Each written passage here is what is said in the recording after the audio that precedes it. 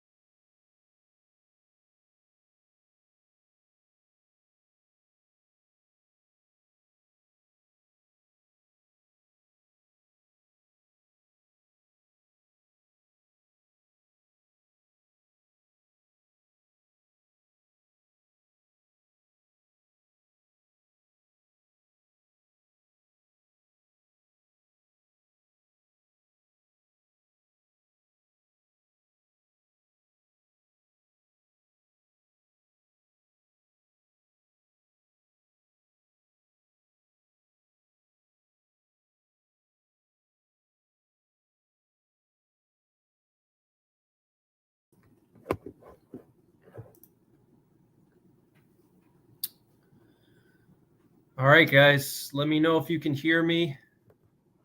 Let me know if everything is good with the stream. All right, guys, let me know if you can hear me. Let me know if everything is good with the stream.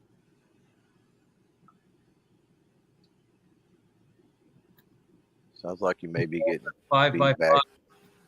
Princess Santos says good. New York Adventure says all good. Cold War Prepper says all good.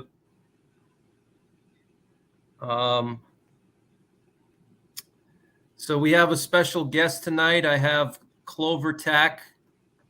Some of you guys may be familiar with his channel, but if not, he has a YouTube channel, and he mostly does firearms videos, but he does a lot of gear reviews, and he's got a great channel. So I want to pick his brain a little bit, ask him some questions about guns and concealed carry and gear, and we'll talk about prepping a little bit, current events. So I'm just happy that he showed up. And CloverTac, can you hear me well? Yeah, man. All good. Okay.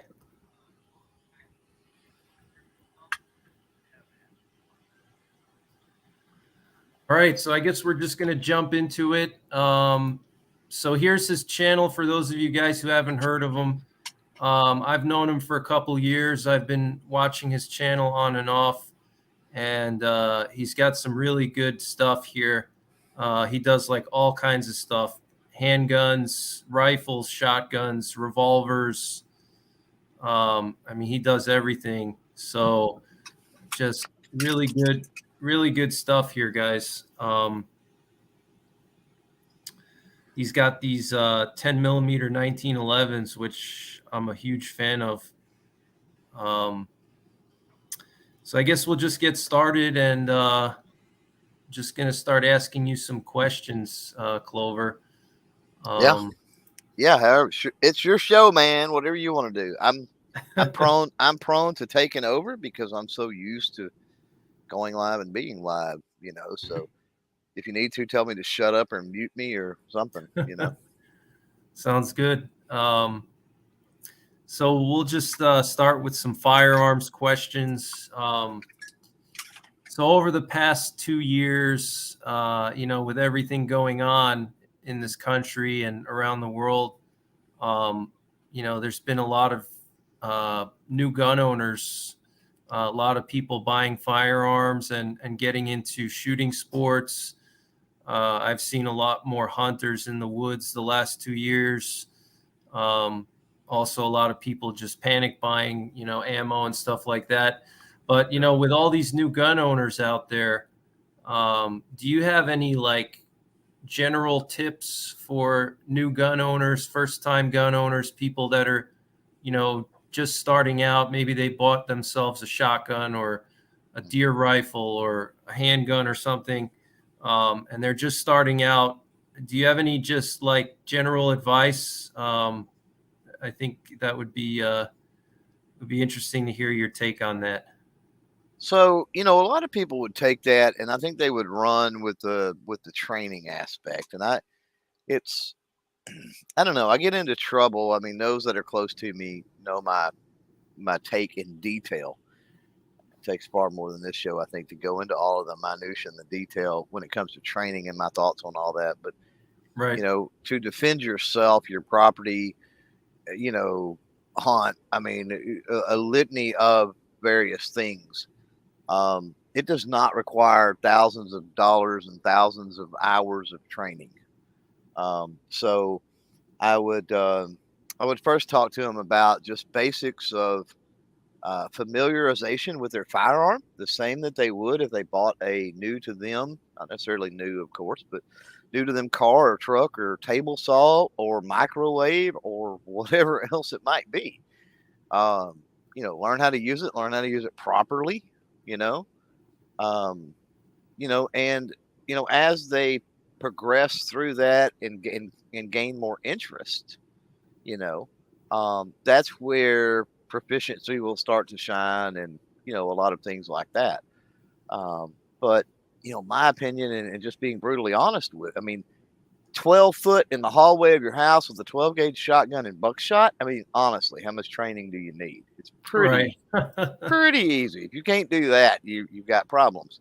Um, and then second, I think once I stress the the safety factor, familiarization, safety factor, whatever that is, then next I would go into, and I don't think I would overwhelm them with anything. I think we can get into, you and I can sit here and beat multiple horses slapped to death, right? And probably anybody out there in the chat and listening could do the same thing. We eat, sleep, breathe, live it, and we enjoy talking about it and all of that. Now, interject a new person into that conversation, and they can quickly become overwhelmed. So, I think we need to realize we're talking to somebody new. Let's get let their dip their toes in slowly and become accustomed to it.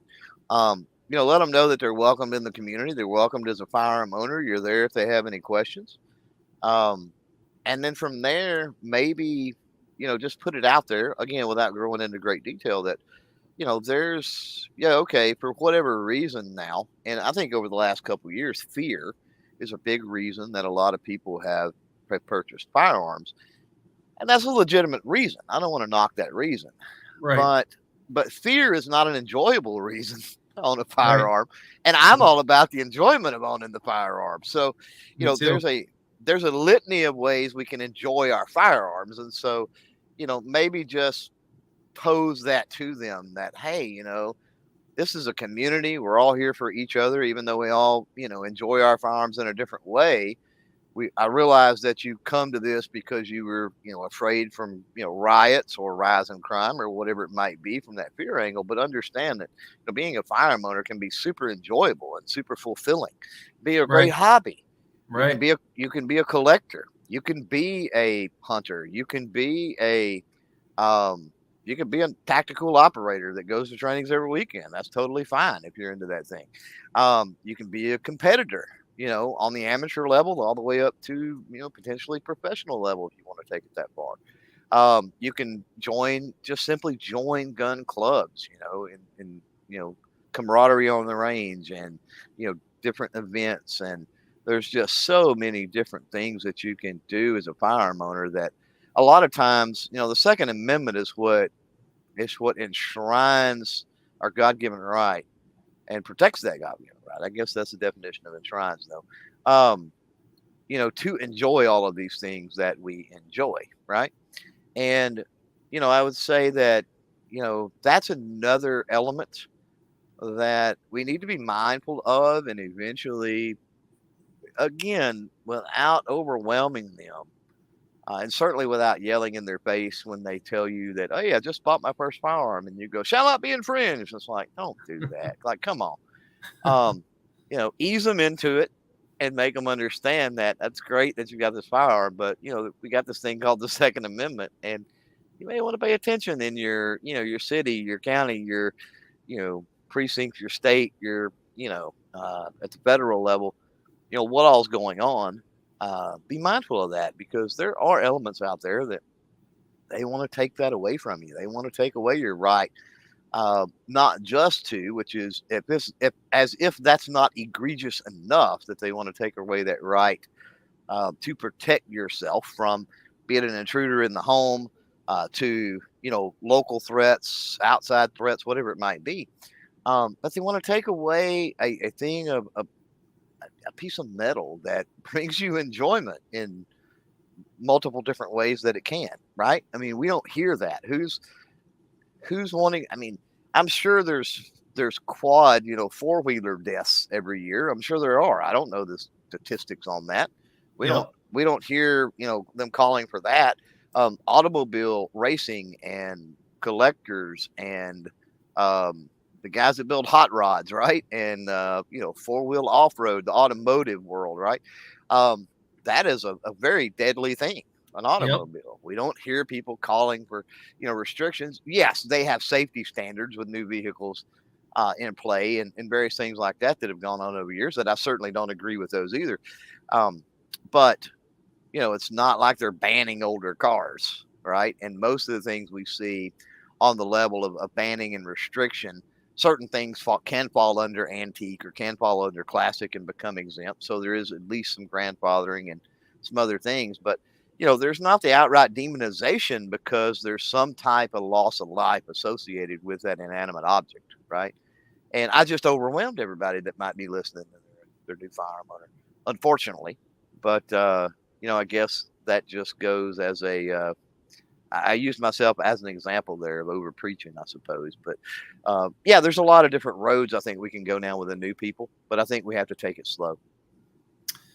Yeah, I agree with you. I think that another thing too is for guys like us that have been shooting a while, is not to intimidate new gun owners, because it's just like, when you go to the gym and you see all these super fit people, and you're just starting out working out, maybe you want to lose 20 pounds or something, and you see, these guys bench pressing 400 pounds, and you feel like, man, I don't even want to go to the gym, And I think I've seen it a lot, at least over here. I've seen it at a lot of the ranges. You get a lot of these egos, people show up with their, $1,000, range finders, and they got, just custom rifles, and you could tell they've been shooting a long time, and they kind of hog the range, and they're kind of like bullying other people, and I think that's another thing too, is I think people that have been around the community a while need to also kind of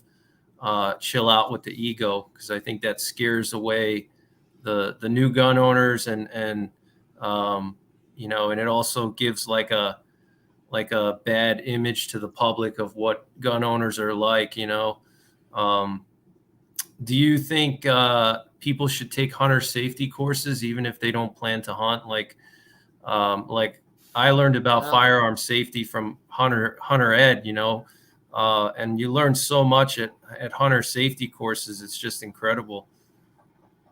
So it's funny you bring that up. So I've got a really weird perspective on hunting in general. And this is it. We're being theoretical here. I'm not calling for legislation or anything like that.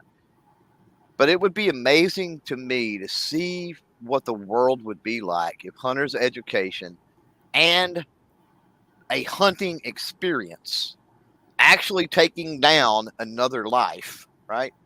Another living, breathing thing. Right. It would be in a controlled way, right? We all know hunting is well, those of us that hunt and understand it, we understand that it's wildlife management. It's a part of wildlife management. Too many deer, and what happens? You don't have crops. Automobile accidents, right, go through the roof. A lot of different things can happen if you don't control and regulate that population. So it's a management thing, first of all. But I think that there's something, if, let's just say, in this hypothetical world, everybody was, by the time they turned 18, they not only had to go through hunter's education, certainly some type of firearm familiarization involved with that, and safety, but also had to participate in a hunting trip where they pulled the trigger on another living, breathing animal. It would be interesting to see that world. We talk alternate universe or whatever you want to say with it, right? But it would be interesting to look at that, to see, because one thing we've lost in the world and in society is the value for life. Not just the value for human life, that exists too. Yep. But life in general. And I think that hunters understand it. When you pull the trigger and you stop another living thing from breathing, right? For me, I know for me, and I've talked to many, many other people that hunt. Even if it's a nuisance, I talk about shooting pigs in the face all the time, right? It doesn't Mhm. it doesn't bother me to do that because they're destroying property and they're causing problems, and it's required as a part of management. But on the other hand, I can't sit here and lie to you and tell you that I'm stone cold and I don't feel anything and I don't understand the brevity of what I've just done, because I do, right? Um, and if you're talking about, specifically pigs, you get a really big one, you're not going to eat that. I mean, you're going to dig a hole, you're going to bury it, you're going to leave it to the buzzards or the coyotes or whatever the case may be, because they're nasty. Let's just be Right. honest. Yep. Now, if we're talking about 90 to the, 100 and maybe 20 or 40 pound, yeah, well, especially a sow, Mhm. yeah, we'll load that sucker up, we'll take it home, we'll dress it out, we'll have some sausage, right? Um, so we're not even in the realm of the people. I understand the mentality of, oh, I'm gonna eat what I kill. It's like, well, okay, I get it, but we're getting off into the nuances of the different types of hunters, and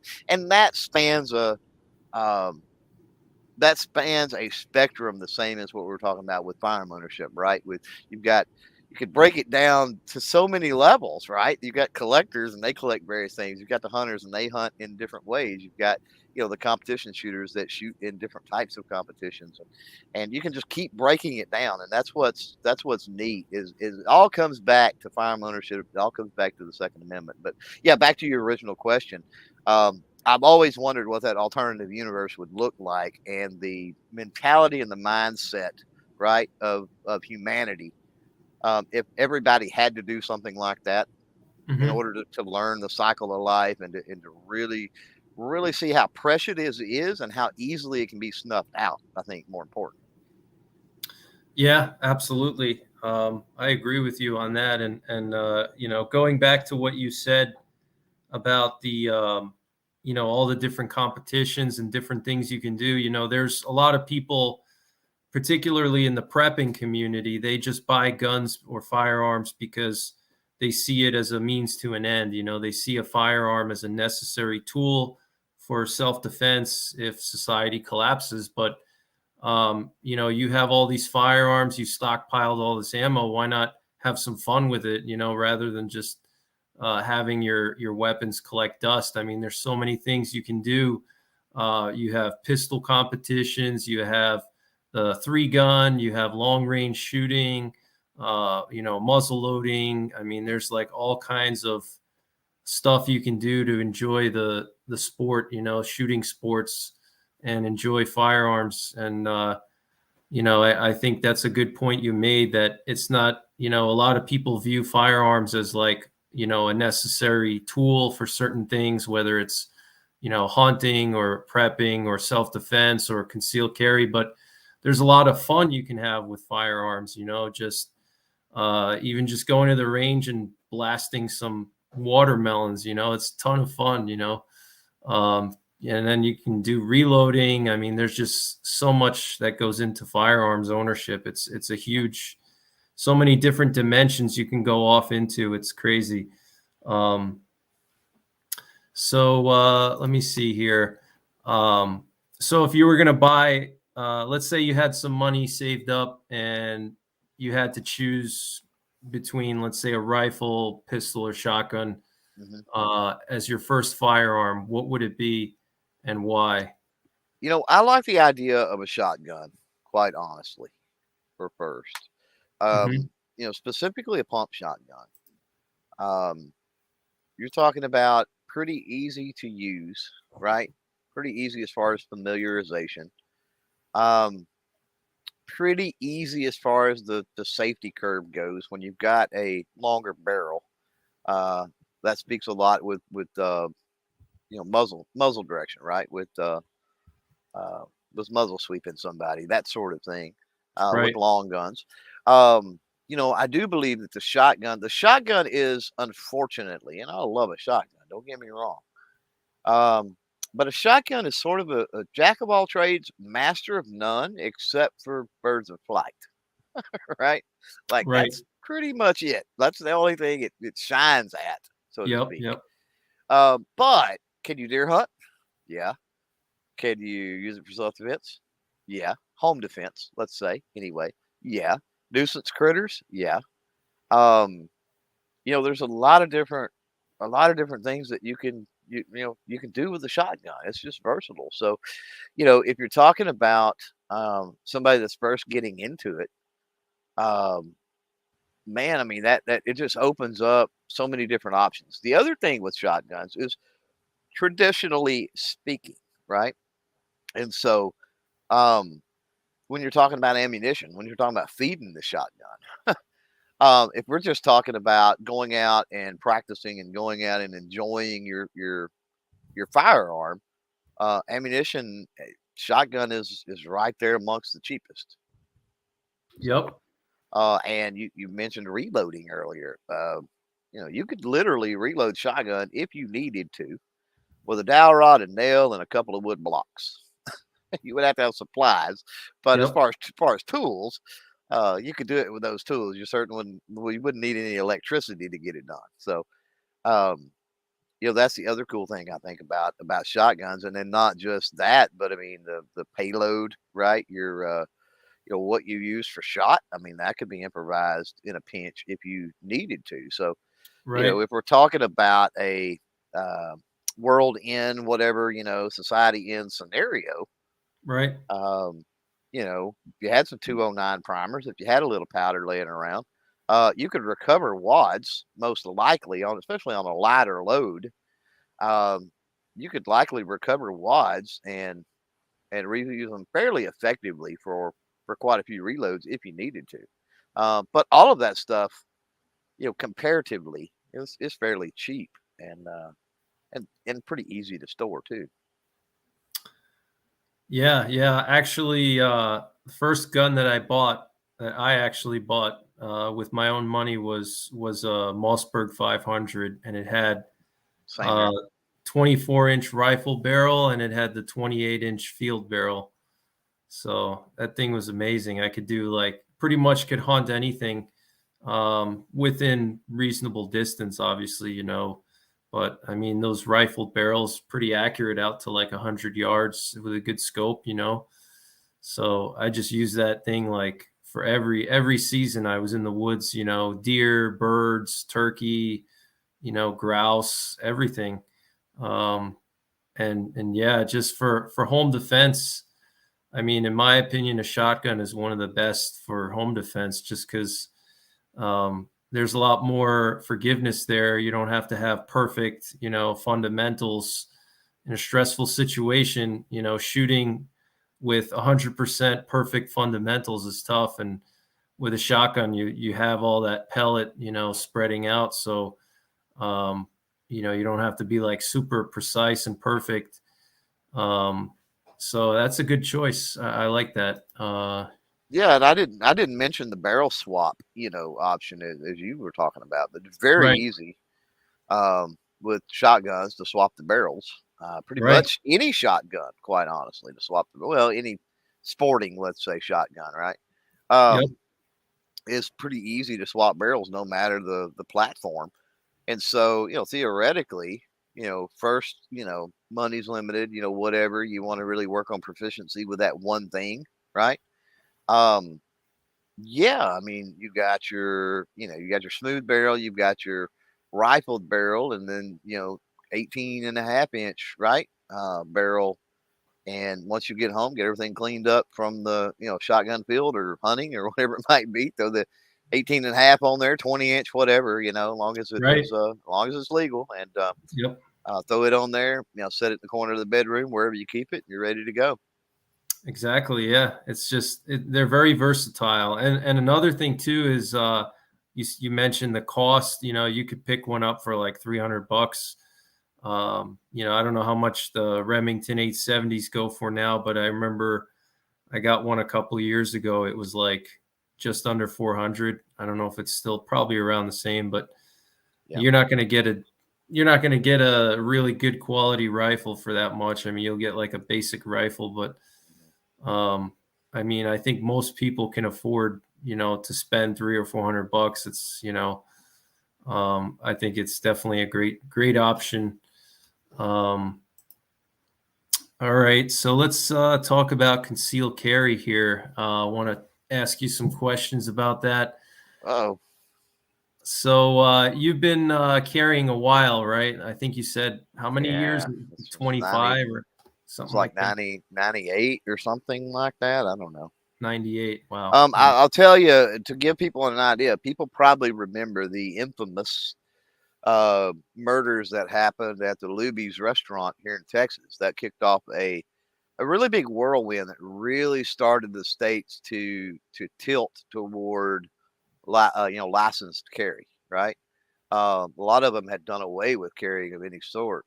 And Hmm. now, of course, we know we've 20 some odd years later, we've incrementally got to where we've got more than half the states now that have some form of constitutional carry, which is awesome. But um, yeah, it was shortly after that, pretty much that happened, and I don't remember what year that was exactly, but pretty much from the time I turned 21, 22, somewhere in that range after that happened. I remember that happening, and it's like, yeah, and I can't remember her name now to save my life. And somebody out there in the chat, I'm sure does and can put it out there so people know. But she talks about her watching her mom and dad basically get executed, and she had a firearm in the trunk of the car. Why? Because she couldn't carry it, and that just weighed on me so heavy. I was like, that makes no sense, no sense. Yeah. Yeah, that actually recently kind of almost happened to me. I was actually going to visit my parents in Tennessee, and I have to when I go to visit them, I have to go over Maryland and then Virginia. And the problem is not Virginia but Maryland. So it's just because of Maryland, I have to stop and take my gun off my person and put it in a locked container, you know, and put it in my trunk, and then drive literally like 10 or 20 miles across the western tip of Maryland. And then once you're in Virginia, you're good to go. Um, so the problem I had was I was in a rush to get there. It was getting late, and I never stopped my car in Virginia to take my gun back out from the locked container from my trunk. And I figured, you know, what's the odds of something happening to me, you know? And so I just left it there. And sure enough, I got down into Southern Virginia, and this crazy guy literally tried to ram my car off the road. And you know, thank God nothing happened, because I literally had no firearms within reach. I would have had to stop my car, pop the trunk, take my gun out of the case. So I was like really lucky. I mean, if that guy tried to like ram me off the road, there really wouldn't have been any way for me to stop him unless I rammed him back or whatever. And so ever since then, it's like, I kind of, having that experience, it's like, it's always when you least expect it, something bad happens, like it was like, I think I was going down there for, I think it was Labor Day. It was Labor Day, I think. And it was like the day before, holiday weekend. I mean, what could happen, right? But now I make sure if I, next time I go there, I'm going to make sure to stop once I get across Maryland. I mean, I shouldn't even have to be that way. It shouldn't have to be that, when I'm driving through Maryland, it's like driving through a foreign country, but literally if in Maryland, the law is so strict that I would literally get a felony.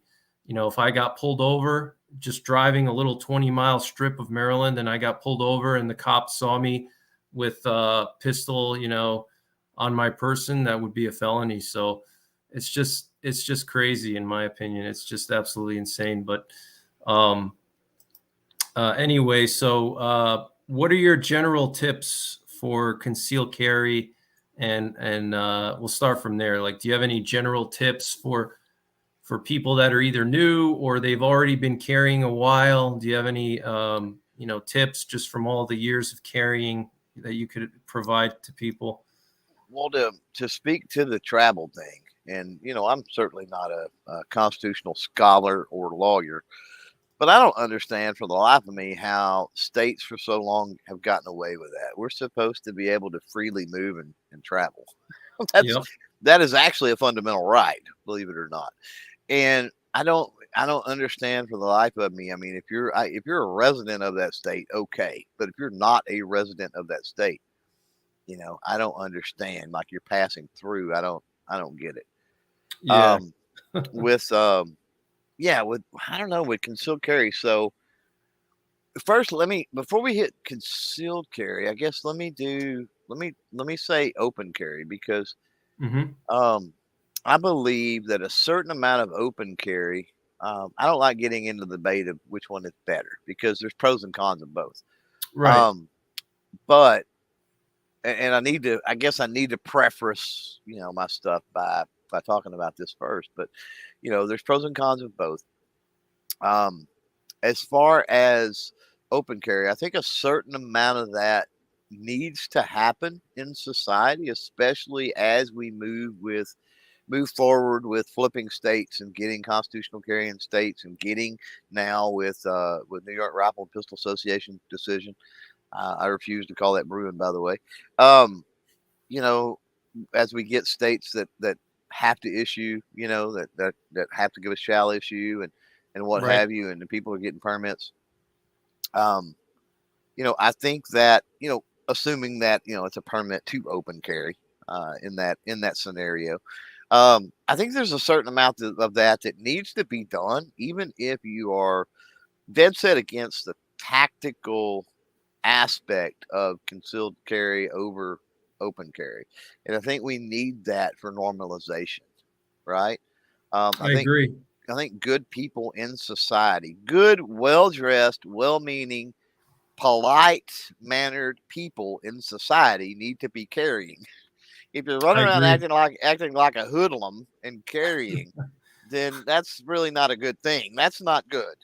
Don't get me wrong. The morons, and I just say morons by the way they were dressed and the way they were acting. What it was that walked into the Chipotle that day, you know. We've seen those pictures all over the internet. If you haven't looked them up, I think it was a Chipotle or Chili's or something. But oh, good Lord, they were wearing, goofy shorts and saggy breeches and all kind of weird stuff, and and had, rifles slung. I mean, they didn't look normal. And I know that's a bad word to say normal nowadays. That's not, unfortunately, it's become non-PC to use the word normal. But yeah, just looking like a regular everyday person and going about your business while you're open carrying. I think it helps fight some stigmas. Now, I agree. with that said, I typically carry, and every state's going to be different. Everybody, I know we're going to get down this road probably a little further with some specifics, but every state's going to be a little different. And, luckily I'm in Texas, so I can pretty much carry and do just about anything I want to do. So for the longest now, um, I typically go outside the waistband with some type of a cover garment. Very rarely do I tuck in a shirt or do anything like that. I've just never been that type of a guy. Mm-hmm. And so I've got a t-shirt that's over, here we don't have to worry about printing that much. And depending on what you carry, you don't have to worry about printing anyway, right? So if I feel the need, I can totally pull the end of my shirt up over, you know what I mean? Um, and in a sense be open carrying, you know, if I feel the need Right. that, oh, okay, I'm in a situation and I think that I don't want to say brandishing because that gets into a legality thing, right? But for lack of a better term, I'm going to say it. That sometimes brandishing can be a deterrent. Um, Yep, absolutely. and It sure so can. and that's why I choose, for comfort, for a lot of various reasons. That's why I carry. Now, there's all types of situations, and that's what everybody's got to make depending on laws, regulations, and then their personal preference, and then their what they're able to afford as far as gear and other things. There's just so many factors that go into it, right? Like I've got special circumstances that change the way that I'm going to have to carry. You know, sometimes I don't particularly like carrying small of the back, but sometimes inside the waistband, small of the back is kind of the way I have to go. Sometimes ankle carry is, the way I have to go. What am I going to have to carry that's most comfortable to me, that makes sense with the attire or the situation I'm in or whatever the case may be, right? Um, Yep. and everybody's got to make that decision. Now that's the carrying side of it. Um, as far as the firearm side of it, which is a video that I covered that you referenced there, is again, it's personal preference. It's what you have at your disposal. It's what are you comfortable with. I'll for a long time, and I don't know if somebody come up with this. I don't want to take credit for it because it may have been something I heard. Who knows? But for a long time, I've preached 3 C's: um, comfortable, competent, and confident.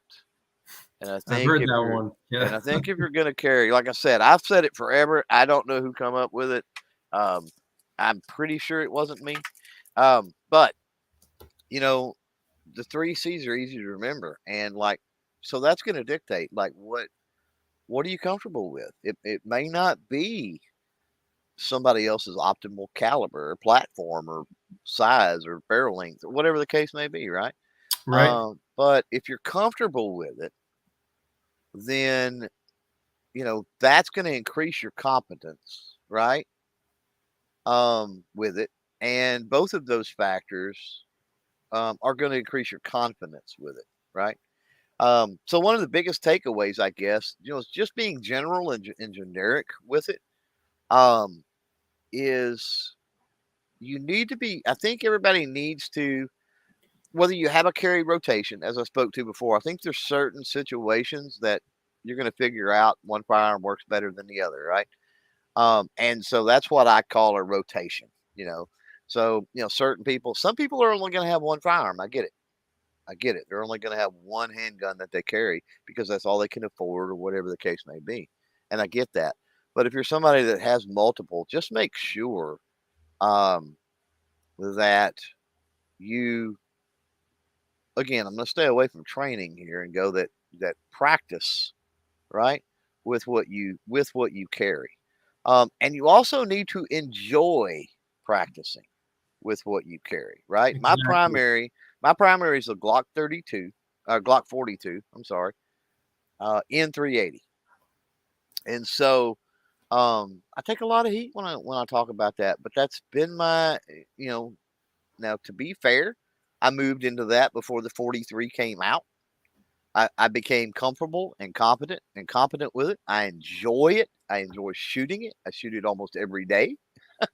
And so why would I sell it? dump it, buy a 43, have to start over with all that. Why?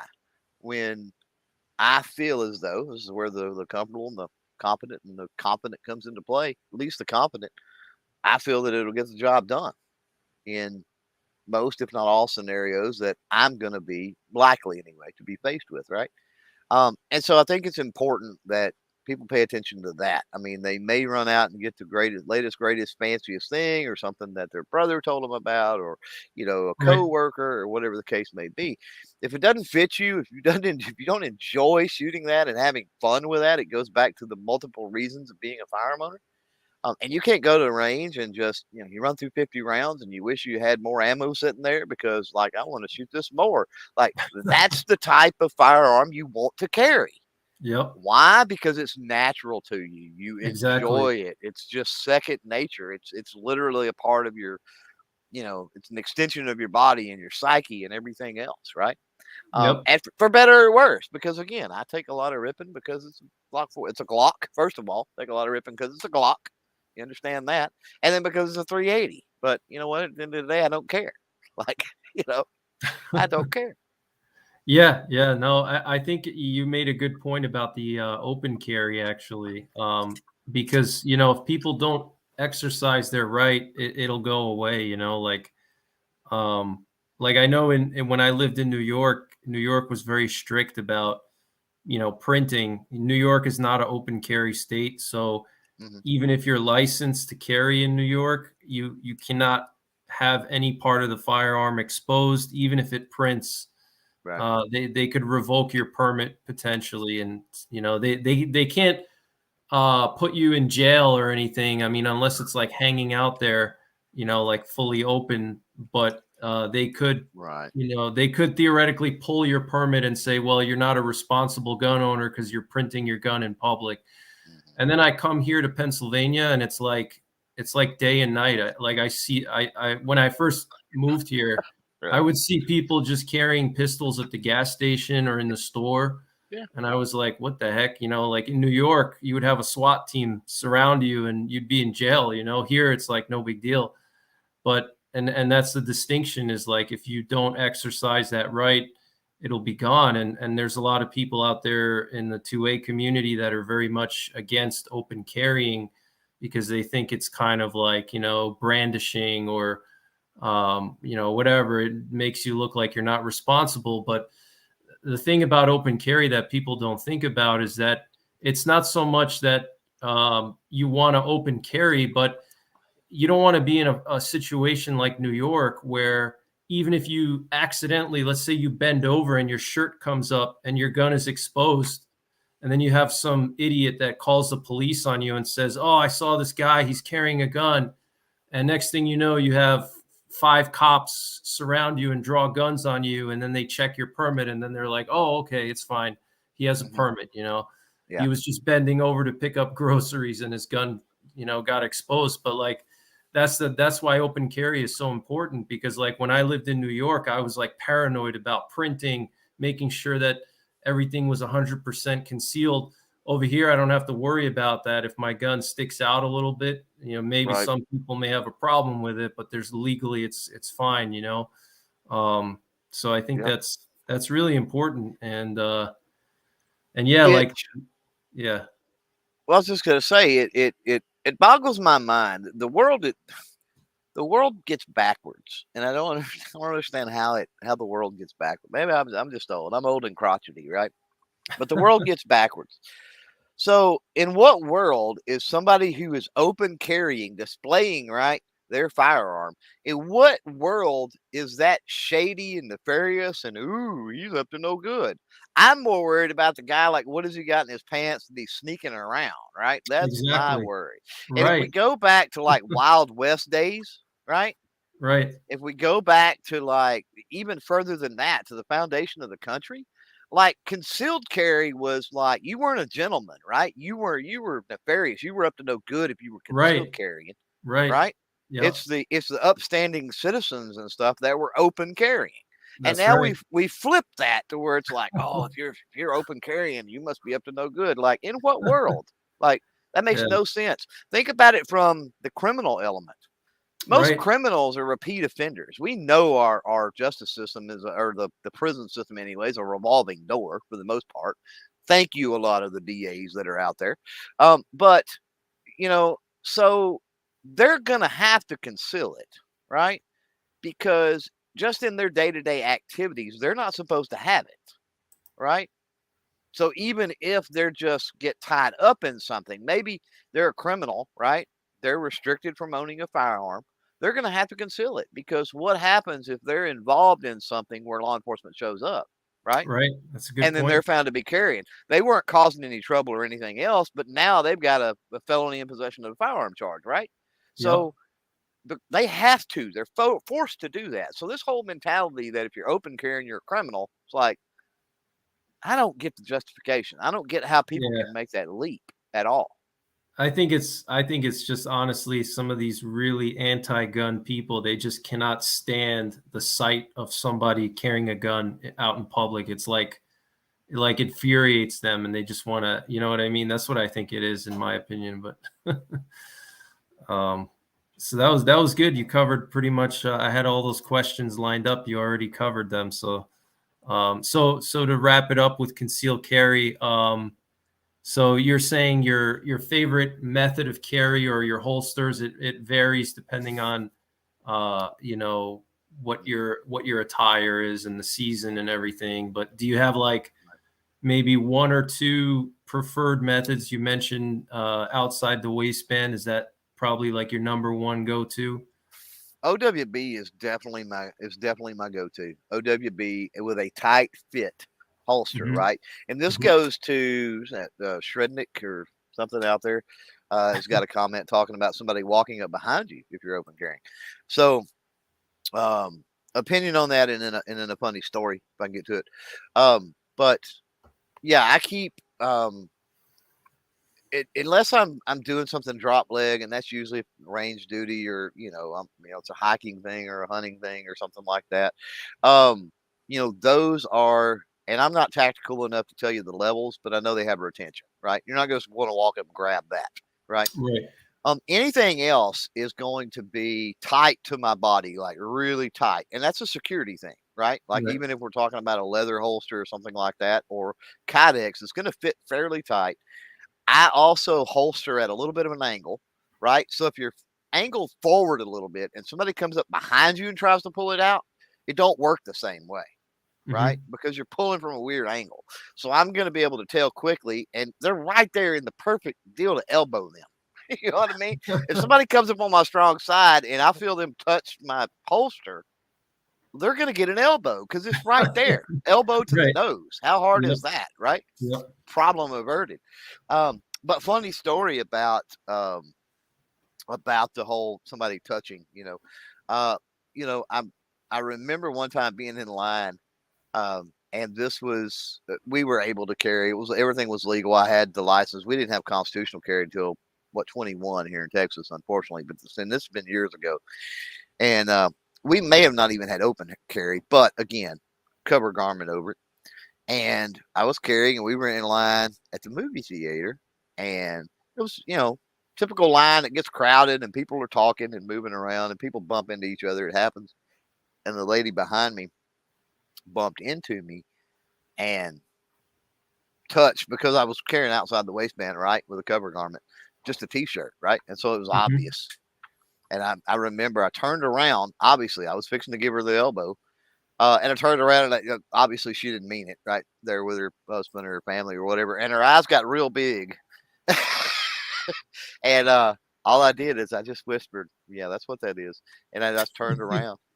And I could see her talking with her husband or whatever. And they were smiling, it wasn't a big deal. It's not like it was an anti-gunner behind me. This is Texas, right? But that's my story with somebody. I think that's the only time anybody's ever ended up getting close enough and actually touching, my firearm when it was on my person. And it was interesting. The reaction I got was like, she knew what it is, and it was, and I told her what, I made sure she knew what it was. That's a funny story. Wow. Yeah, it's So yeah, so you like tight to the body, and when you say angled, you're saying kind of like a FBI cant, almost A like little canted. bit of a forward cant. Yeah. Yeah. Okay, yeah, Yeah. that makes Definitely a little bit. sense. Yep. Okay, yeah, and going back to like the what is that? The three C's: comfortable, competent, confident. Hmm. Um, like I carry a 44 Magnum for concealed carry, and it's a snub nose, so it's Hmm. 2.5-inch barrel. And people will laugh at me. They'll say, "Oh my gosh, why are you carrying that?" It's over penetration. That's like the number one thing I hear people say. You got to get a 9 millimeter. Well, no, I don't have to get anything. I can buy Right. whatever I want and carry whatever I want. It's my choice. Right. And that's what I honestly, I actually learned how to shoot big bore handguns before I learned how to shoot Right. semi-autos. Hmm. So because of that, I'm actually more comfortable with revolvers even to this day. Yeah. It's just Yeah. something I'm used to shooting. It's not that I'm trying to be a badass or anything. It's just I put so many rounds through that pistol.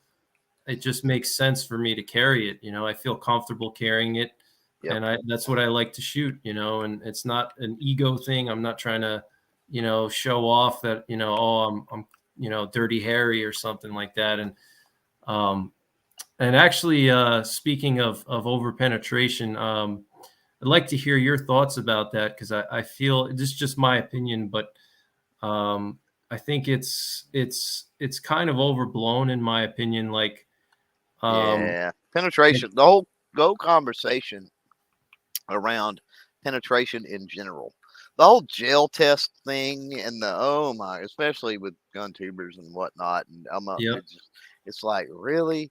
Like, if you poke holes in a body, that's probably going to end the threat. Like, right, so, I mean, I get it. I mean, probably shouldn't be running FMJs because at a point right, blank range with an FMJ and you're not getting bone or anything right. like that. I It'll mean, just slip yeah, right through. Yeah, what's it exactly. going to get behind? But even with a 44, so my thing with a 44, I'd never carry a 44. More power to you. My Hmm. problem with the 44 with the three C's is the comfortable. Like I love my 44s out on the range, but I love them in moderation. Couple cylinders and I'm done. Like moving on to Yep. something else. Like that was fun. Let's move on to something else. And I don't want to be just because they're just uncomfortable for me. Um, and might I eventually shoot one or find one or whatever that is not? I mean, that's entirely possible. I'm not saying never. I'm just saying for me right now, everything I own and have experienced, yeah, it doesn't meet the comfortable for me um, to really give it a shot. Now, with the whole penetration thing, right? Um, people think that oh, the bigger caliber is going to penetrate more and what? Okay, so you've never seen like medieval archers like destroy knights, right? It has nothing to do with the size. Like knights Right. get beat on with maces and flails and bats, all kinds of big, Yep. heavy, blunt objects all day long, and they shred the enemy with their swords while that's happening. But an archer, that armor, the knight's armor with the right tip and an archer, and it's not Yep. big. That tip is not big. There are anti-armor tips that they used back in the day. And so using that same principle, it's like people think that big calibers are going to overpenetrate. And it all comes down to the ammunition that you're using, right? Yeah, exactly. The type of bullet and everything. Yeah. And yeah, like for me, when I carry my 44, I have soft points in there, or actually hollow points. But my whole thing is people think that, if they have a 9 millimeter, and they can just shoot at any bad guy and they don't have to worry about over penetration. And that's just not true. It's just like, and No. do you even want to take a shot at somebody? Like, let's say you're in a self-defense situation and you're legally justified to use deadly force. If there's somebody behind the threat, even if I had a 22, I would try to reposition myself just for my own, mental well-being, because I would feel terrible if, number one, I missed and then I, hit someone. And I mean, it just goes back to like basic gun safety. Like, be aware Right. of your target and what's beyond your target. Right. There's like, people have like this thing that they think that there's some kind of special ammo that's gonna not over penetrate at all, and then there's other types that just penetrate like crazy. And I just don't believe that there's like this miracle. Even like spear gold dots, they still penetrate. Right. Like I've done a test with 44 special with a spear gold dot, and it was only going like 900 feet per second, 200 grain, and it went through 20 sheets of sheetrock. And that's supposed to be the least penetrating type of bullet. Right. So Well, a lot of people don't realize that either. That's what makes the 45 ACP kind of cool, is slow and heavy, and even right. 44 to an extent. Yep. If you're talking about penetration, you're talking about things like, drywall, phone books, whatever, things like that. Slow and heavy gets it done, Right. Big and a holes. lot of people freak out over high velocity. They'll take, for example, people that have this whole 5.56. Oh, I don't like 5.56 for home defense. I'm going to shoot through the wall and hit my neighbor and this other Yep. stuff. And I'm like, have you ever seen what a itty bitty high velocity bullet, especially projectile? Excuse me, I want to use the right terminology here. But a high velocity projectile, especially one that is, hollow point, tip, something like that. You ever seen what that does when that starts hitting hard material and things? Like it shatters apart. It comes, it just, I've even seen FMJs, like, the jacket just be destroyed. Well, you don't think that when it goes through the wall and it rips the jacket off of it and mangles that, the trajectory is not the same. The energy is not the same. Everything changes, right? And so people don't realize that when they're talking about penetration. Like, you've got even distribution. This is the issue I've got with gel blocks, right? And again, I'm not a tactical guy, and I don't really get into all that type of thing. I mean, Yep. again, we go back to hunting. Hunters have a better idea what projectiles are going to do, right? And ammunition is going to do than anybody. Absolutely. But when you shoot it in a gel, think about it. First of all, you've got a gel. Oh, well, this simulates tissue or whatever, right? Okay, I get that. But here's the thing, it's even distribution. The human body, a living animal, is not that way, right? We've got space in between organs. Different organs are different densities, right? We've got bone in the way in certain places that is brittle, that is hard, right? You've got these different textures and everything else going on. It's not a homogeneous block of something you're shooting in. So even a gel test, these people that put 100% of their faith in the gel test that so-and-so did, and it's like, yep, that's cool. I mean, that gives you an idea. Sure. It gives you an idea. Yeah. It gives you an idea. But in reality, like, that's not what we're not shooting gel blocks in the real world. That's not what we're shooting. Right. Yep.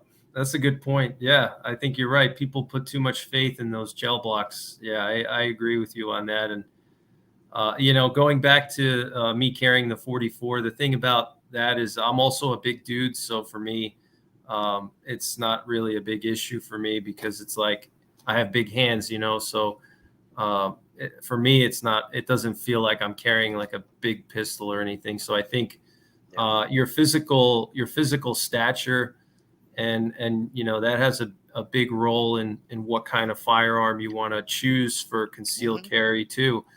If you're like a smaller person or maybe you don't have good forearm strength or, you definitely want to pick something that's sized to you and fits good in your hand and is comfortable. I think that's a big thing too that people overlook. They just, they have somebody tell them, you should get a Glock or you should get this, or they see some guy on YouTube that, says, this is the gun you got to buy. This is the best one. And it's kind of like, it's like somebody telling you this is the best car you have to buy. I mean, it's a personal preference, everybody has different things, different terrain, whatever. Yeah. So, well, and people don't, with size, you're talking about size, weight comes into play too. And a lot of people don't realize added weight that they're carrying, right? Especially, what is the word? Like ill-distributed weight, right? So, I'll give you an example. Sometimes back in the day, I would have a training, I would have something I would have to go do. And I dress up, and it's like, okay, I'm taking the 1911 in the nice leather holster. You know what I'm saying? I'm open carrying for this, whatever. Yep. And that training's from 8 in the morning to 5 in the evening, and I get after the truck in the evening, and I can't wait to get that off of me. Like, my hip is killing me, my leg is killing me, like. Yep. And it's not that much weight when you just are holding it there, and going, oh, okay, this is a little heavy, oh, Right. I can handle it. Well, can you handle it carrying it around, walking Okay. around for 8 hours, 10 hours, right? Right. That plays a role, and that's a factor. So, for a lot of the folks that talk about, again, I go back to, I prefaced all of this in the beginning by saying you got to make your personal decisions based on what you're doing and everything else. But, there are the never poly guys, and then there are the tactical folks that's always poly guys, and it's like, they both have their place depending on the individual. Like, I love metal, right? I love the 1911s, the CZs, the whatever revolvers, right? Yep. Yep. But there's a place for poly, and especially in that weight category and less wear and tear on your body. That's, for me, that's where the poly comes into play more than anything. Absolutely. Yeah, and then also with the poly, you don't have to worry about beating it up as much as, a nice 1911, It's true. It's kind of more of a collector's piece, same Yeah, thing. Nice revolver. Funny story, and I kicked myself. I should have at least done a YouTube Shorts. It snowed here, and I don't remember when. I don't remember if it was early last year or when it was. Mm-hmm. But again, my Glock 42, I shoot it nearly every day, right? Whatever. I left it out on the range, on a table out on the range, and it snowed for 3 days. Or it snowed, and it was out there for 3 days, I should say. It didn't snow for 3 days, but the snow accumulated. So we're talking about a table, right? So it accumulated snow. Obviously, we're talking about a flat surface, right?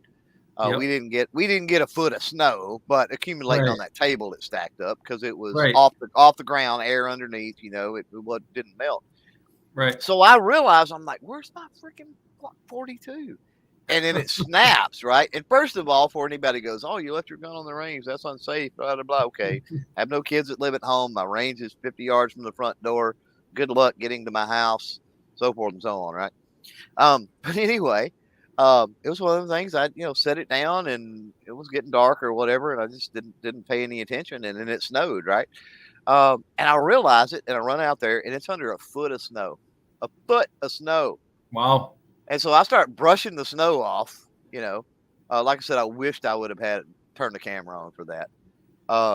Dig out the Glock, and I'm thinking, okay, well, it's been here for like 3 days, on this table under the snow. Brush the snow off, right, of it, best I can. Let's just see what happens. It ran like a champ, fired every round, so that was a testament to the ammo and everything else. But it hurt it zero. It hurt it absolutely zero. And, if that would have been some other metal handgun or firearm I would have had, man, I'd have had to been dealing with rust, and there's all kind of things I hadn't been dealing with. There's just no doubt in my mind. But I didn't have to, literally ran the rounds through it, because I certainly wasn't going to carry those rounds, being under a foot of snow. I'm not going to take that chance. Ammo's cheap enough. I'll put fresh rounds in it. But, obviously I disassembled and, sprayed and cleaned, and, I didn't just wipe the snow off and continue to carry it, Right. I cleaned it all up, but it didn't hurt. It didn't hurt it one bit, which was awesome. Yeah, that's a huge benefit. And I had a something that happened before that. I've got a buddy that carries a little, what's the small 1911? A little bit shorter. Is that the officer? Oh, I don't know. I know what you're talking about, but yeah, it's like the commander. Somebody out there in the chat will know, but it's the little bitty, like the full size 1911 or whatever, but the little short one. So he carried that, and he would give me crap over the Glock, right? So we were out on the range day with the 4-H kids and all one day, having a range day, and somebody hollers that there's a snake. And so we go running over there. Well, he beats me to it. He pulls his 1911 and goes, click, rack the slide, click, rack the slide, click. I walk up with a Glock 42, pull, pop, snake's dead, done deal. And I'm like, yeah, well, you think about that 1911 now, you know. And so anyway, go over to the picnic table. He starts, you know, I bring the cleaning stuff over there and the other things and the tools, you know, and start tearing it down. And just from him carrying, there was all kind of stuff rusted up inside there. You know what I mean? And this happened before the snow incident, but and I haven't seen him. That was back in the 4-H coaching days. I hadn't seen him in a while, but when I do, I'm definitely going to tell him the Glock under the snow story. Like, now imagine if that had been your 1911. Yeah, it'd be all rusted up, and yeah. Yeah, I mean, he had to clean on that. I mean, we got it cleaned up enough it would function there on the range. But he called me later and he was like, "Man, I cleaned on that thing for like 3 hours." I'm like, Yeah, that's the thing, you know, with a lot of these plastic guns, dare I say plastic, I mean, they work, you know, they're effective and they're affordable and they take a beating. So especially for EDC, you know, you're going to be putting some wear and tear. You don't want to carry your, you know, right. your absolute favorite thing, you know. And there's also something to be said. I don't worry about that too much here in Texas, but there's something to be said about, you know, if you have to use it, do they take it from you, right? In that instance, and then will you ever get it back? Even if it's all justified, even if you don't face charges, even, you know what I mean? Yep. I can see some states, some jurisdictions, some other places that no, you're not going to get it back. Doesn't matter. Oh yeah. You know? Absolutely. And so why take a chance? Why take a chance with a $1,000, $1,200, $1,500 handgun when a $300, $400, $500 handgun will get it done? Yep. And you know, you don't have to concern yourself with. Now, again, I'm in Texas. I literally know people that have had to defend their life, and within 30 minutes of pulling the trigger, was home sitting in the recliner with the handgun on the end table, drinking a beer, watching the football game. You know what I mean? Like literally, they filled out, you know, neutralized the threat, filled out some paperwork once the cops showed up, and went home. So yeah, so, yeah. I mean, that's Texas for you. Depends on where you live, yeah. Right. And how obvious the situation is and stuff too. But yeah. That's right. How obvious it is. Also, the cops have they have a lot of discretion too. You know, if they want to pursue anything further or whatever. And it depends on your DA. If your DA is, you know, anti self-defense, then he might try to, you know, investigate it or whatever. Right. But that's not the case everywhere. So, you know, that definitely needs to go with whatever you use in your carry rotation. You know, definitely consider those factors depending on where you live.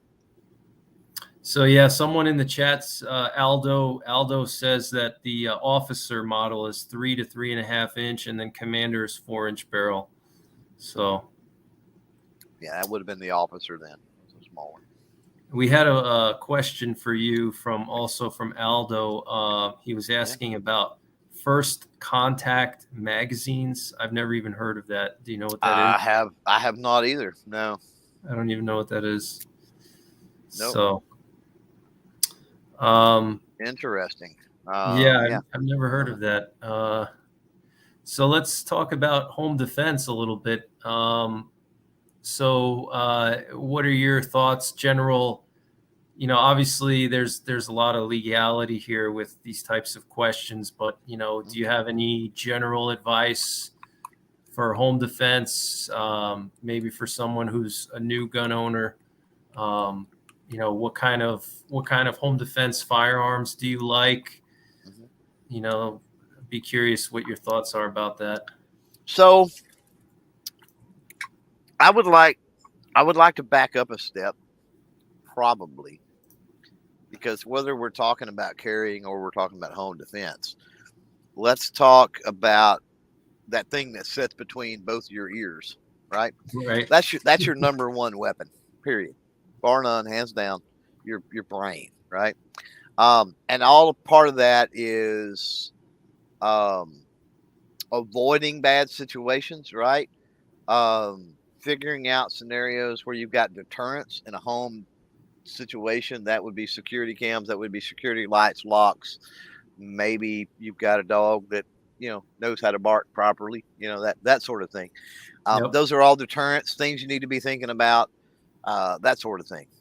With the carry, pay attention. Like you were talking about the gas station scenario or something like that. Like if you're running low on gas and you're in an unfamiliar area and you see a well-lit, nice gas station, go ahead and pull over in that well-lit, nice gas station, get gas, right? Because you may get down the road and have to buy gas, and it's an awful shady gas station. You don't, Yep. you're not going to know, right? Yep. So do your best to avoid situations. Same with home defense, I think, is my go-to there. Security lights, rather than having lights that come on all the time, I like motion activated, because that's a spook factor for people, right? If they're sneaking up, and then that light comes on, a lot of times that'll spook them, and they're gone, because they don't know, they may not realize that it's a motion light. They may think somebody saw them and turned a light on, right? So those can be good deterrents. So, deterrents, always be thinking about deterrents and security and things like that. As far as, in the home and defense when it comes to firearms, I go back to shotgun. You can't hardly go wrong with the shotgun. I mean, I would prefer people to have a shorter barrel, say 20-inch or so, right? Just for navigation purposes inside a house, right? But if all you got's the long tom, I mean, that's done it for many, many years in a farmhouse. So, not that you can't do it that way. I would apply the same fundamentals, and I would say you need something in your home that you're going to get out on the range, you're going to shoot regular, you're going to be comfortable with. It checks all those same boxes as carrying. But for home, my number one go-to, I think, is a shotgun. And then from there, I go into a full-size handgun for home. Like I know there's a lot of people out there. They've got their carry. That's all they can afford is their carry piece. That's the do all handgun or firearm that they own. Great. That's you do you, whatever you've got to do. But I like the idea of a full size handgun. You've got the real estate for a light. Now, whether or not you utilize that light, to actually scan rooms and stuff like that. You do have the ability for that real estate. You have rails, there's laser grips, there's, you're able to change sights out. You're able to do a lot of different things. Full size, you're going to typically a little bit less muzzle flash, because you're going to have longer barrel. You're going to have a little better powder burn. And so, and don't get me wrong, in pitch black, it's still going to be pretty bad. But if you've ever shot something short in the dark and something longer in the dark, there is a difference. Huge difference, You've got, with something larger like that, you've got the ability for potentially a red dot, some type of optic or something like that, which can help you out. I think I said recoil mitigation, of course, just the handling and all of the other stuff. And you're not carrying it, so I mean, you really don't have to worry about it too much, right? There are people that I've heard that, they'll have a rig sitting on their nightstand and they like literally throw on a belt and a holster and stuff. And they're like, well, I want a way to put my firearm in the holster if I need to or something. I don't get that. Like, again, if they're comfortable with that and all, whatever, but I don't get there's a bump in the night, I'm going to get up and put on a rig. Right? It's like there's a bump in the night, I'm getting up and I'm grabbing a firearm. So I'm doing. Like, I ain't got time for that, right? No, I've kind of thought about that. I guess, because people probably want to transition. They want to be able to, draw their pistol and then holster it again and all that.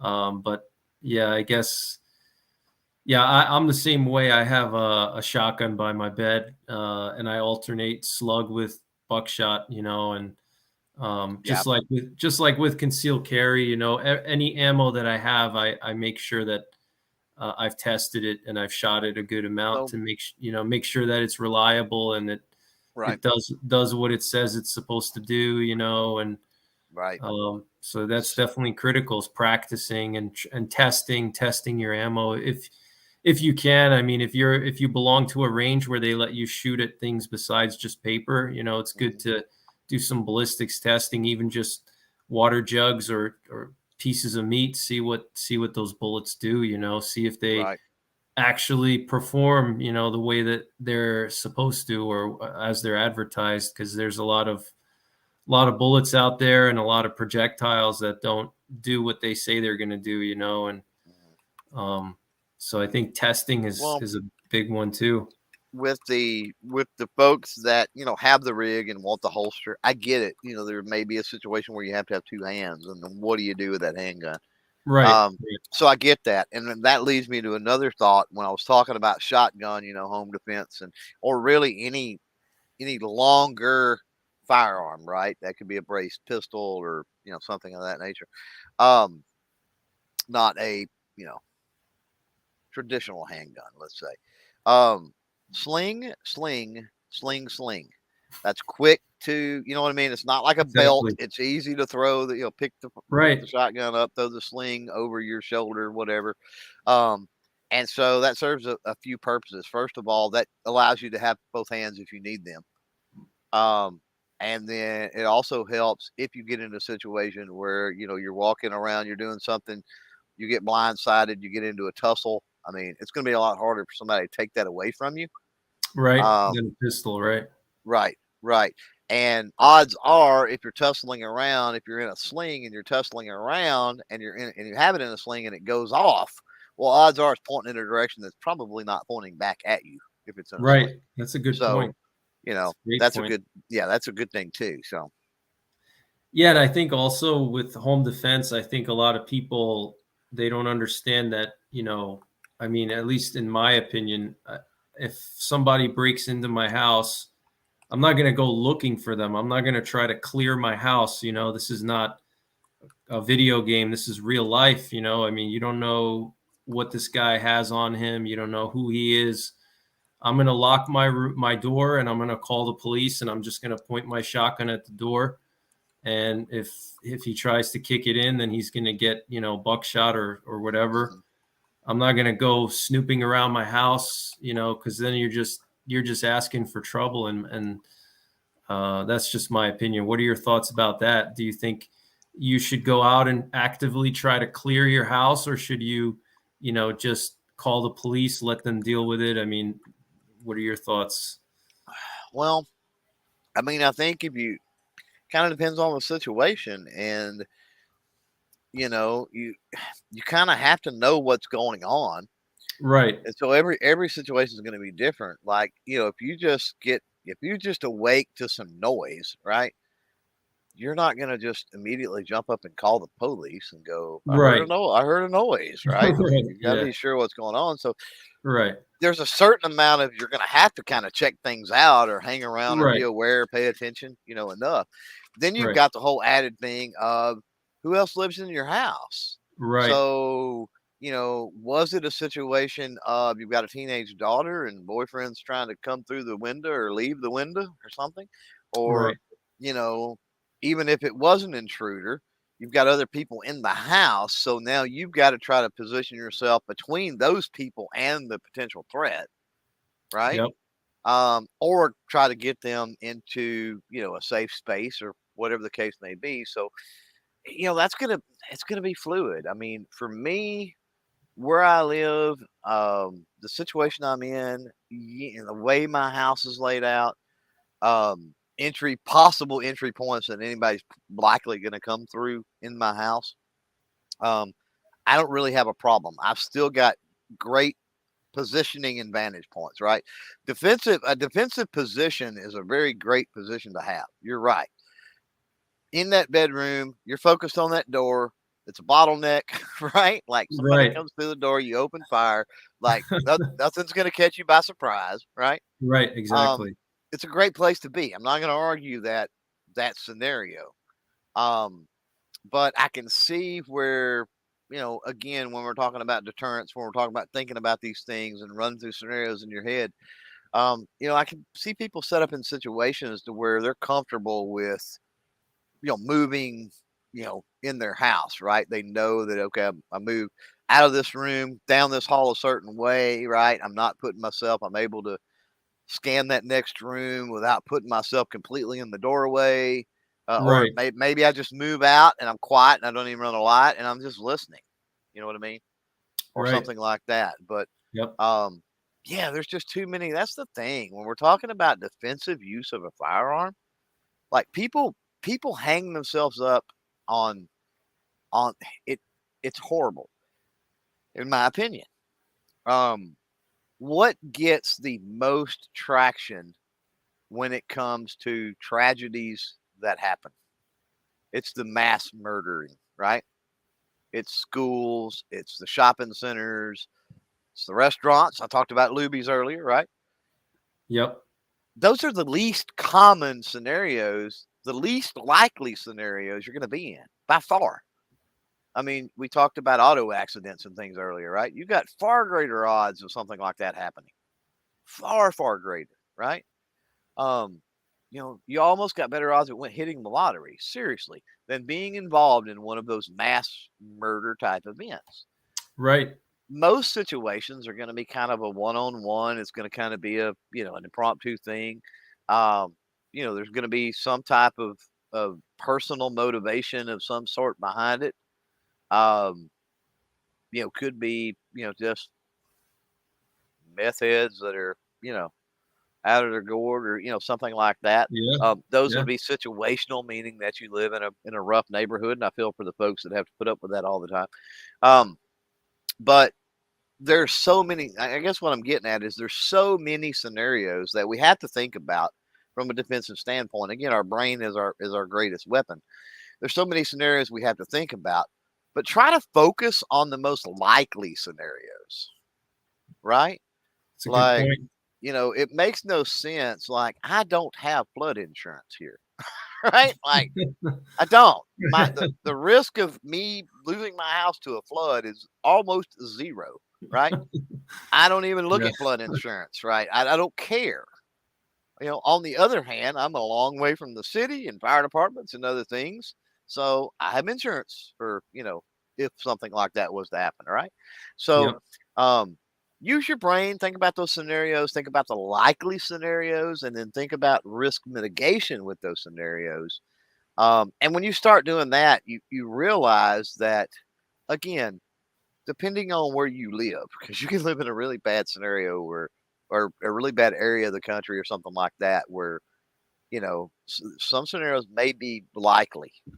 At that point, it's like, this is me and my personal thing. Again, everybody's got to make decisions based on themselves and their lives. But if I'm living in a place to where, the likelihood of a home invasion or something like that with me is what I would consider high, I'm probably going to figure out a way to move. Does that mean I've got to downgrade my lifestyle, right? Does that mean that I've got to, sell the 2019 car and get a 1985 car? You know what I mean? Does that Yep. mean I got to take a job paying less money and live in a mobile home rather than a house? Does that mean that I'm eating, I can't eat restaurant stuff. I've got to pack my lunch, peanut butter sandwich or whatever every day. You know, Yep.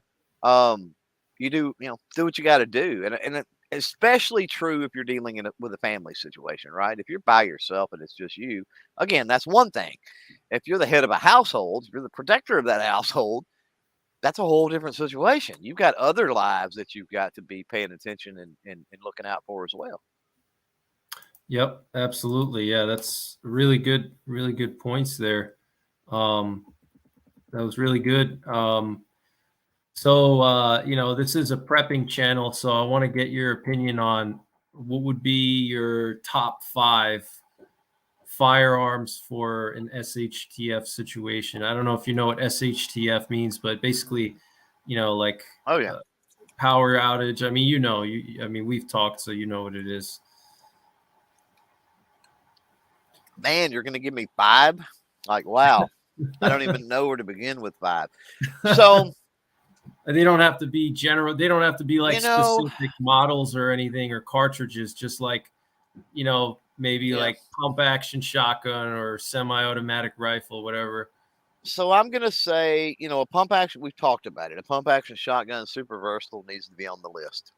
Needs to Yep. be on the list, right? And because that can cover almost absolutely any scenario.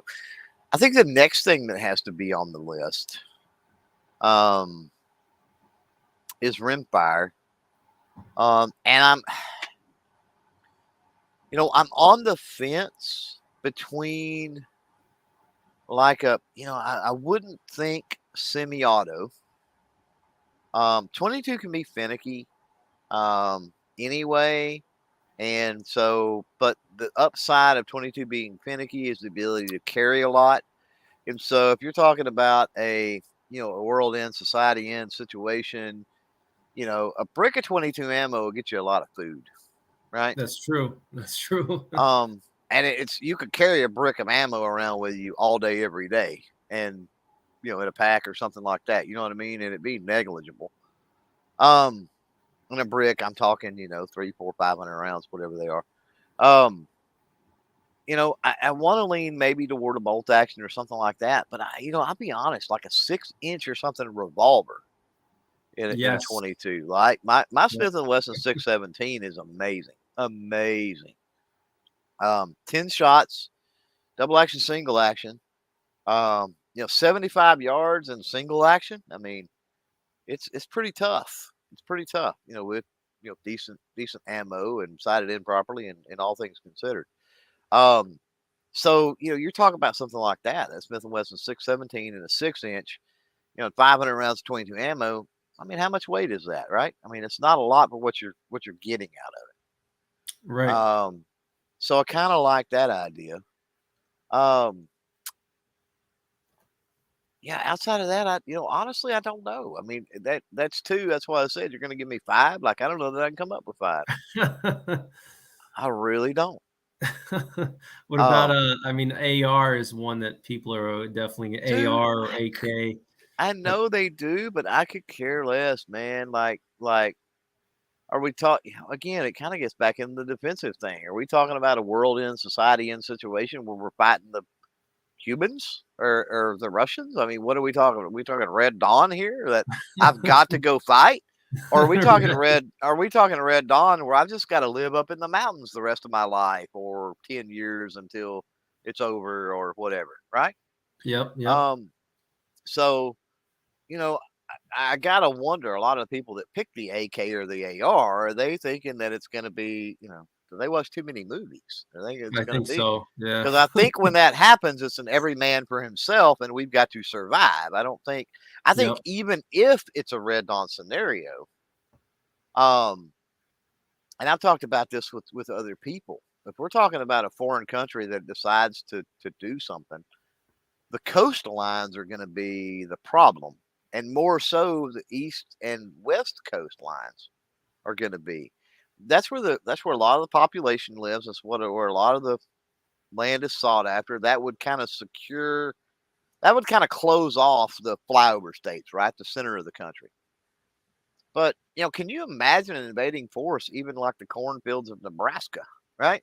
Trying to fight it with I don't know what they call Nebraskans that are rednecks or whatever. But can you imagine those guys with hunting rifles in the cornfield? I mean, picking Yeah, off. they'd be taking them out I one mean, one come by on. Yeah, you talk about the Vietnam jungle ain't got nothing on a Nebraska cornfield, right? And it's the same way with the thick piney woods around here. So odds are they're gonna like seize and kind of take over coastline, I would think, and then we kind of own our own in the middle of the country, right? Um, I don't foresee them moving into here just trying to be genocidal with anything or with people or anything like that. Try to eradicate people, right? Yep. So I think it's going to be your own, and again, that's a survival situation, and you've got to start looking Right. at what's good for survival. Right. Typically, semi-auto is not going to be it. Too many Not parts. reliable. Too Yeah. many parts. Not. So the simpler the better. Now common ammunition, because being able to scavenge, potentially barter or something like that. And so in the scenario I picked with a 12 gauge, let's say, and a 22, uh, I mean, You'll people find talk that about. anywhere. I understand people go, oh well, I do 5.56 and 9mm, and I do 308. That's all NATO. I get it, right? But if we're talking about ammunition in the United States, that there's just tons and tons of it sitting around here, there, and yonder, people's houses, store shelves, whatever the case may be, 12 and 22 top that list without a doubt. For They're at the sure. top. They're at the Yeah, top. definitely. Yep. So, And again, you got the versatility of one as far as game and what you can do, and then you got the lightweight portability aspect in the other. So, I would take a pass on the other three. I know you said 5, but it's like Yeah. pass. I don't need 5 at this point. You know, That's fine. That's fine. So you were saying a 22 revolver and pump action shotgun, a pump 12 action gauge. shotgun, probably a 20-inch or something. Quite honestly, Yep. you know, no need to Probably. be excessively long. Definitely no Yep. longer than probably a 24. Yep. You want to be able to carry it in and out of a vehicle and stuff too. Portability. That's interesting. Okay, so you just gave 2 there. I'm with you on the AR and AK thing. I think also a lot of people that say that you need an AR or AK for SHTF. A lot of them probably don't even shoot that much, because if they did, they would realize that they're not the most reliable, and they Right.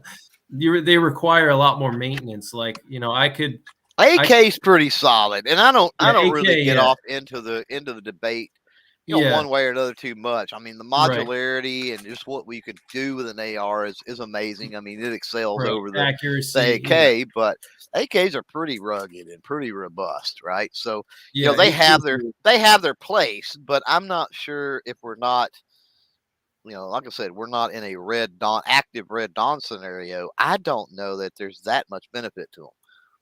right, yeah, and another thing too, just thinking about it like in a tactical perspective, right? Like, let's say you do have your AR and you have 10 mags on you, you got your plate carrier and all your stuff, you're carrying 200 or 300 rounds on you. Let's say you run into a group of bad guys and they're all armed, just because you have a lot of ammo and a rifle doesn't mean that you're not going to run into other people that have also a rifle and a lot of ammo. Right. And then, if Yeah. you're outnumbered 10-1, is it really going to matter at that point? Do you even want to be in a situation where you have to shoot that many rounds? Like, I don't want to be in that situation. I'm just Yeah. going to leave. I'm going to get away from there. It goes back to the same thing we were talking about before, deterrence and avoidance, right? Like, Exactly. Yep. like if there's a situation and I've got to get from point A to point B, okay, there's 10 guys down there. Okay, they look like they may have me. They've definitely got me outnumbered as far as manpower. Okay, let's see. Okay, they've all got vests on. I can count so many okay. I'm probably not even going to get to that point. I'm going to go, okay, there's 5 dudes down there. I can walk around this ridge line and down this holler Exactly. and up this creek bed and completely go around them, and they'll never know I was there. Exactly. Like, that's where I'm going to go. Like, I'm not going to run through the middle of them. Right. Yeah, that's just, I think a lot of people, they miss that point. I mean, they definitely have their place. I love my ARs. I have them. Well, Rambo did that to us. Let's be honest. Yeah. Yeah, Rambo, and yeah, I'm sure One guy walk into a camp and kill all the enemy soldiers by himself. Like, yeah. Yep, all those 90s war movies, or 80s war movies. Right. Yeah. There's so many of them. Let's see here. So you said you hunt hogs, right? What kind of setup do you have for hog hunting? Do you have any like dedicated hog hunting rifle and optics, or you just take like your deer rifle? It changes out and it rotates from time to time, and also I'll go out with different friends and other people, and so a lot of times I'm not even shooting my own stuff.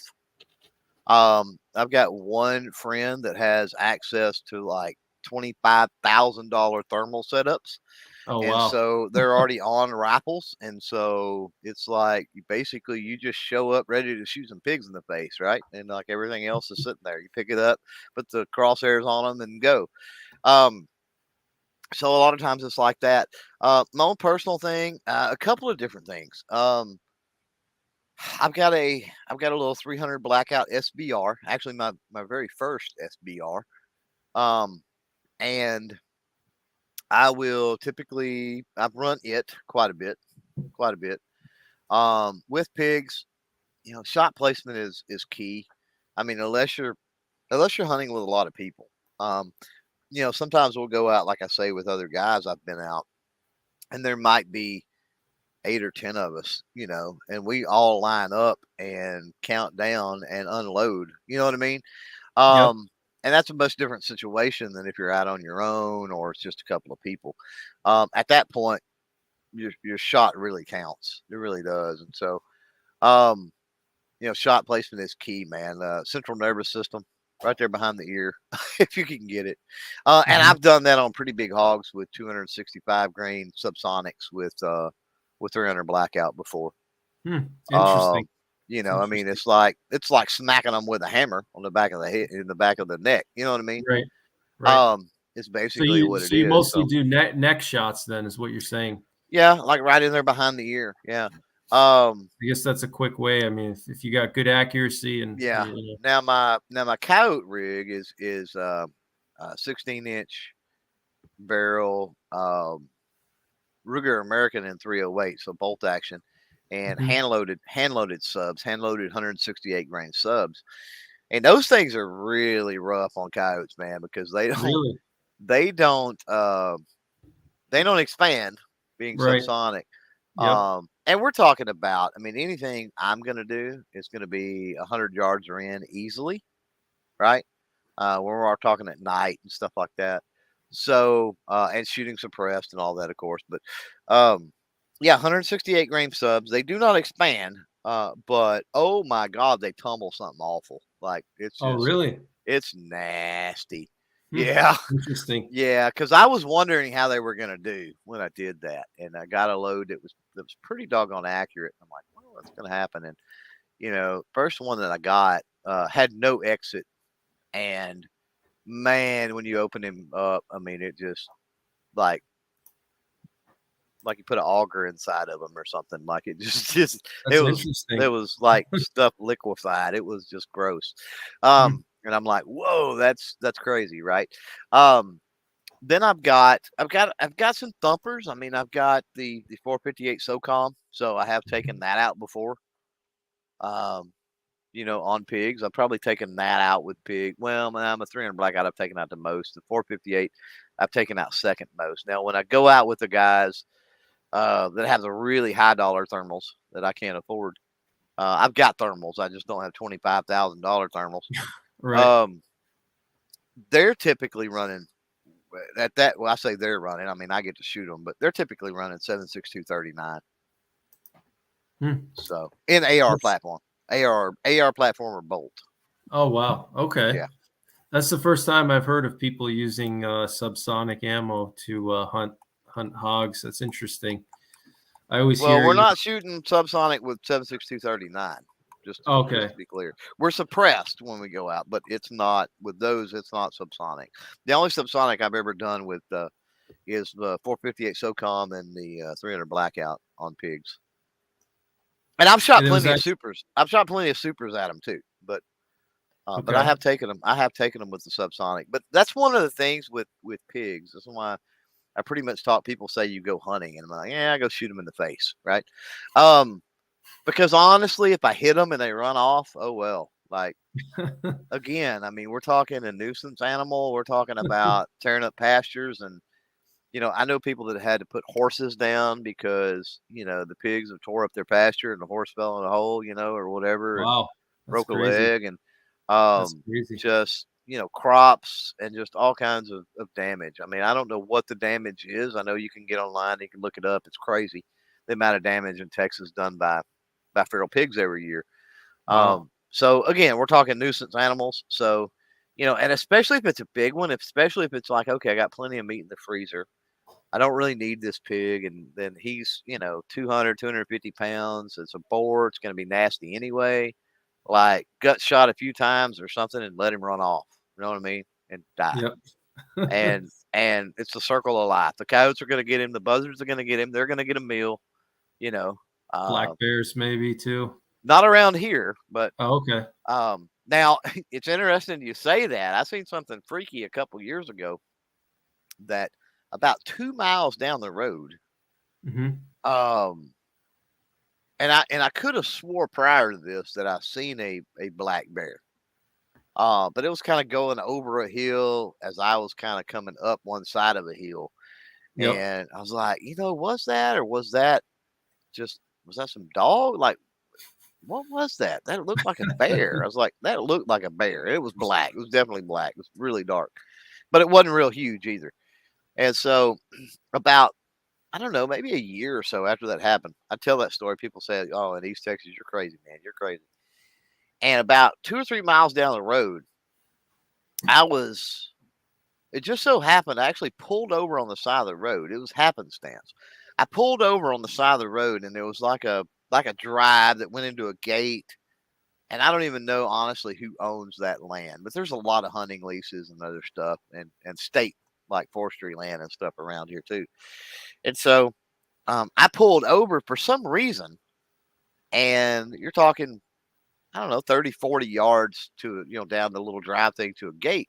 And on that gate, there was a sign that says there have been black bears spotted on this land, blah, blah, blah. And it's like 3 miles down the road from me. Wow. So, are they around? I'm not going to say they're not around here. Can I say definitively whether or not I've seen one? No. But, they very well could be around here. Yeah, they can travel pretty big distances. Actually, they're starting to repopulate a lot of areas now that years ago they never were there, and they're spreading. Their population is spreading quite a bit. I don't know enough. I don't know enough about bear in general, to be honest with you. Right? We could talk pigs and we can talk coyotes and stuff like that, deer and whatever. But bear is one of them things. I mean, especially from a zoological standpoint or hunting standpoint, that I honestly don't know. I mean, I've watched a lot of stuff on different kind of bears, but I've never paid enough attention to retain the information. So I guess my question is, how dangerous are black bears realistically? I mean, there's a lot of them in where I live. Pennsylvania has like one of the densest bear populations in the country. New York also has a lot too. Just the whole, Appalachian Mountain area. There's a lot of them, and I've never had any aggressive encounters. I've seen them in the woods. I've seen them quite often, and I never had one like charge me. But there's been more aggressive encounters actually here in the eastern states.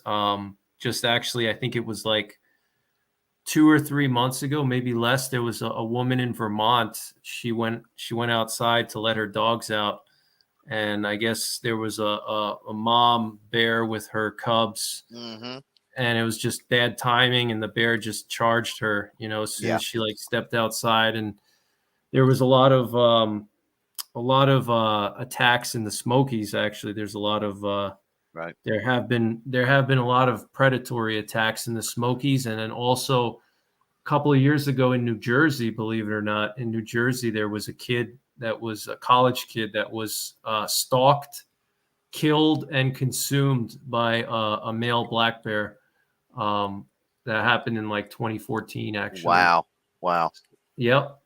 And in New York, actually, in New York, not far from where I live, there was a black bear that actually grabbed a baby out of a stroller and ended up killing the baby. It's not like they're like this crazy thing like grizzlies or something, but I'm pretty cautious. I'm not. I wouldn't say I'm paranoid, but I always, anytime I go into the woods, I always carry something, either some kind of large handgun. Yeah. I don't go out in the woods with nothing because it's just, you just never know, 10 millimeter here. I mean, without a 10 doubt, millimeter. I'm carrying usually a 10 millimeter for hunting or whatever. And you're just talking, pigs are the same way, right? Pigs can get pretty big. And they can get aggressive. Then they can be territorial. You can spook them and things can happen. But right, it's nature, and like nature's unpredictable, so you don't know. I mean, are they protecting their young? Are they doing it because they're spooked? Are they, that sounds more like a similar situation with the black bear. Obviously, like grizzly and polar bear, they see you as lunch. Like, let's be Right. honest. Yeah, they're just crazy. I mean, They're those are like, it's like me looking at that nice juicy steak on the plate. You know what I mean? Like, that looks good. Well, they actually say that grizzlies actually the grizzlies, a lot of the attacks are actually defensive. Usually a mother with cubs is actually Yeah. for grizzlies the biggest one. And then they actually say that black bears and polar bears, most of the attacks that end up being fatal are predatory because like I know, at least for me, living in an area with a lot of black bears, they usually try to avoid people. So if you're in a situation where a black bear is actually pursuing you, something is wrong, because they're Hmm. not the type of bear that, they're not, I mean, they are predators, but they're not full predators. So Right. most of the time they would be backing away from you. But if there's one that's pursuing you, like if you're hiking and there's like this bear that's just like following you, I would be on high alert for that. That's not, I mean, that's not normal behavior for a black bear, so that's Well, and something. you've got, you got to realize, I mean, there's humans that are crazy and humans that Right. are evil, right? So, I Right. mean, it stands to reason that animals can be that way too. You know what I Yeah. mean? You just got Yeah. a vicious, evil animal. Like, he just enjoys killing things, right? Or whatever. Right. Like, Just it happens. Yeah, just look at pit bulls. You have one Yeah. pit bull that runs out and kills all the neighbors' poodles, and then you have other pit bulls that are just perfectly fine. Mhm. So there's a variance there. Right. Right. So do you have any favorite optics, like brands, like any specific optic brands? Because you review a lot of gear. So are there, like, do you like Burris or Bushnell or whatever? Like, what are some good brands that you like, that You are know, good quality? like, yes, like, I'm not really big into optics. Okay. Um, quite honestly, I'm more of an iron sight, open sight type guy. Okay. Not even really into red dots as far as, snobbish and the latest greatest. You mentioned Burris and Bushnell, and I'm like, yeah, okay, I'm on board with that. I've got a fast fire, and I've got a couple of, Bushnell scopes, and I think I got a Burris, what is it, a LPVO or whatever. Right. Um, but I would not consider either one of those like super high end or anything. Right. I think great value for the money. I think Vortex is there with them. Athlon, another, I think, good company. But you got a lot of companies coming up, and we've got shot in another month, so I may end up touching base with a lot of these other companies and maybe play around and experiment some with their stuff. But you've got a lot of companies like what is it, Swap Box now with their red dots and their other stuff. I Yep. see Yep. them doing good. I still don't have really any solid experience with HoloSun. Um, Okay. as far as a review or anything, I've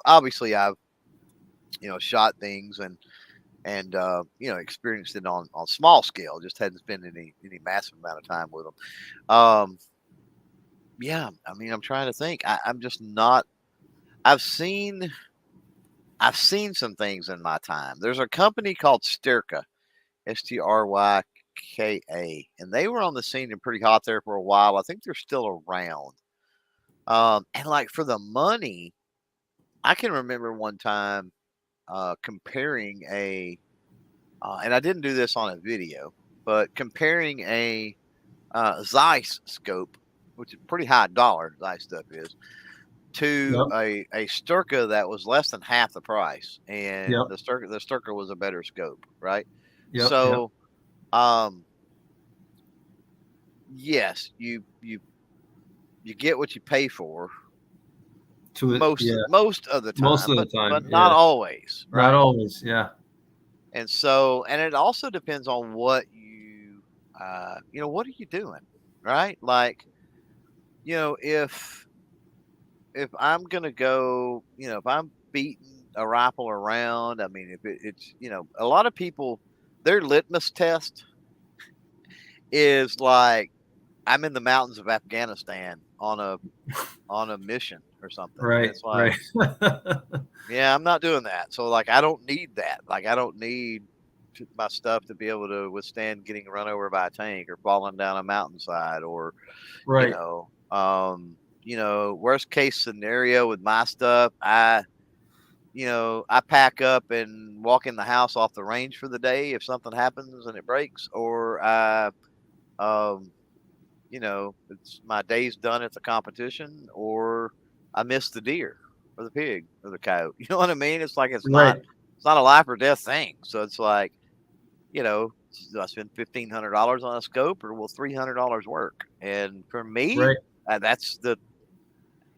not a snob like the $300 work. Most people will go, oh, you buy your rifle and then you spend twice as much for the optic. Yep. I've got an Armalite 50 BMG with literally a $400 scope on it, and it's an amazing scope. 20 power, fixed 20 power SWFA Super Sniper. Oh, that And stuff. I know that one. That's a good scope. yeah, it is freaking solid, and that's on a 50 BMG. It's been on there for years, and I'm shooting still at 1,500 meters with it. And I mean, it's like, so, I get it. I get the buy once, cry once, and but the cry once thing is like, that's dependent upon how you take care of it and what you're doing. I mean, are you pushing it beyond its limits, every day? Are you, Right. the same can be said with optics. I kind of equate optics to tools. I know you went down that road with firearms earlier, and I don't know that you can equate firearms are a tool, but you can't really equate tools to firearms. Like, I don't know. Right. I mean, there are people that collect antique tools and stuff, right? But like, Right. Right. I don't necessarily know anybody that collects tools. Like, Right. I mean, Hammers, they've got an acquisition screwdrivers. syndrome. They've got an acquisition syndrome and stuff, and maybe they want all to be the same brand or whatever. And I Right. guess I can get that. But like, tools are functional, right? And Right. that's pretty much it. Nobody goes, oh, I went and bought the latest new hammer from Cobalt. I mean, it's a beautiful design, and put it in a shadow box on the wall. Like, nobody's doing that. I So polished it up. yeah. Oh, did you see the limited edition hammer from, Stanley this month or something? Yeah. But with optics, it kind of sort of is that way, right? So you think about it, like, if I'm just working around the house, right? And I got to fix a leaky faucet, and maybe I got to change out an electrical plug, and okay, I got to go out and change the oil in my truck, and something like that. So that's a whole different class of tool, right? Like, I can get by with a set of tools from Walmart, literally, for that, or Harbor Freight, even, which is even Right. better, right? Right.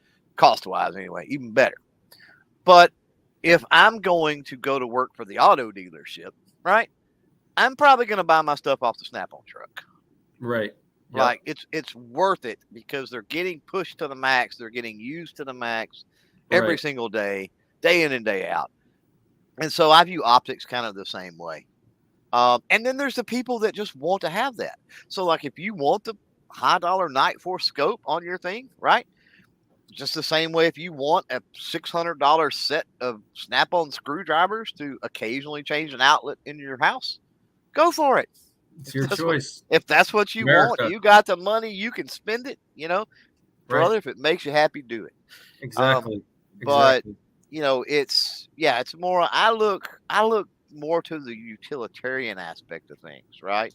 Yeah. Than anything. Like, that's how the cost factor kind of comes into play with me. Like, wait, what am I going to use it for?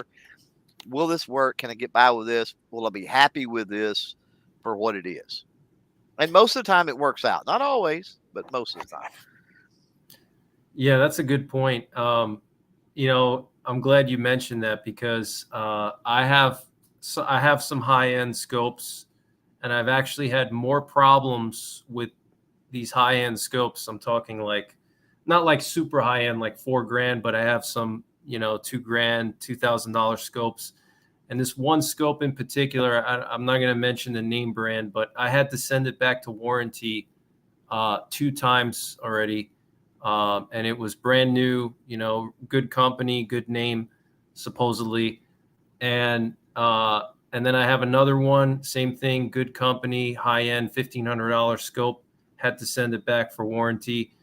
And I have Athlon scopes on my elephant gun. Okay. And I've shot like a $500 or $600 Athlon scope, like a mid-range Athlon scope. I've shot hundreds of rounds with an elephant gun, and I had no issues with that Athlon scope. And those high-end scopes that I bought for $2,000, I didn't even get through mounting the scope, and it broke, or something was messed up. So it's like, I think people should research and read like reviews. And not just think, I'm buying a Night Force. That means that it's the best because it's, expensive. More money doesn't always mean better, not necessarily. Right. Yeah. It's like, well, you're paying, once a company gets to a certain size, you got to realize this. Companies get big a lot of times by their marketing, right? And so here's the thing. How much of the cost of the item you're buying, and be honest with yourself. Right. Look this up. How much of that is spent on marketing, right? If you're buying that $1,000 scope, right? If you figure out the company's marketing budget and you apply that, divide that by the number of scopes they sell that year, right? Like $50, $100, $200, right? And so if that's the case, could you get by just buying the $700 scope, right? Right. And then you've got to look at it too, like, anybody can have, anybody and everybody that's in business making something is going to have customer service. I mean, not customer service issues, but quality control issues. Like, it's going to happen. Like, equipment wears out, right? There's batches of inferior materials that they get, raw materials or, supplies or other things. Like, they ordered a batch of screws and somebody that built the screws, Loophole, for example, don't build the screws they use, right? They buy them from somebody and that person screwed them up. So that supply chain issue, right? That, causes quality control issues or something to get wonky. And that can happen. Look at, and you're right, price means nothing, right? Look at a Jaguar, look at a Mercedes, look at a, Volvo, look at, higher end cars, right? Right. There's mechanic shops that work on those every day of the week too, under warranty and everything else. I mean, it happens, right? So quality control and warranty issues and stuff like that, no company is exempt from that, period, on the face of the planet. Like, nobody is. So you got to look at the ratio of how often and like what types of issues. But then the other thing you got to look at too is what is that made out of, right? Yep. And does it make a difference? So if you're talking about, well, company A, their scope, and we're using scope, but it could be anything, is $500. Company B is $1,500. But company B is in this particular part of the scope. Maybe it's the tube, maybe it's the turrets, maybe they use titanium, something that costs more money. You know what I mean? So right. That difference inflated the price of the scope, right? Yep. But realistically, what difference does that difference make? You know where I'm going? That's titanium or not, right? Is it make it more rugged? Well, that only applies for the person. If you're just taking it to the range, then what does that matter, right? So, and then you've got also a negative thing. I've seen things happen too, where companies will do something that makes absolutely no sense. Like, I don't know what item to use in this scenario, but they will use something that is, like, let's just say they'll build it out of gold, right? Yep. Let's say you build a scope out of gold. Well, that's going to be an expensive freaking scope. Right. With the body made out of gold, right? Right. It's going to be expensive.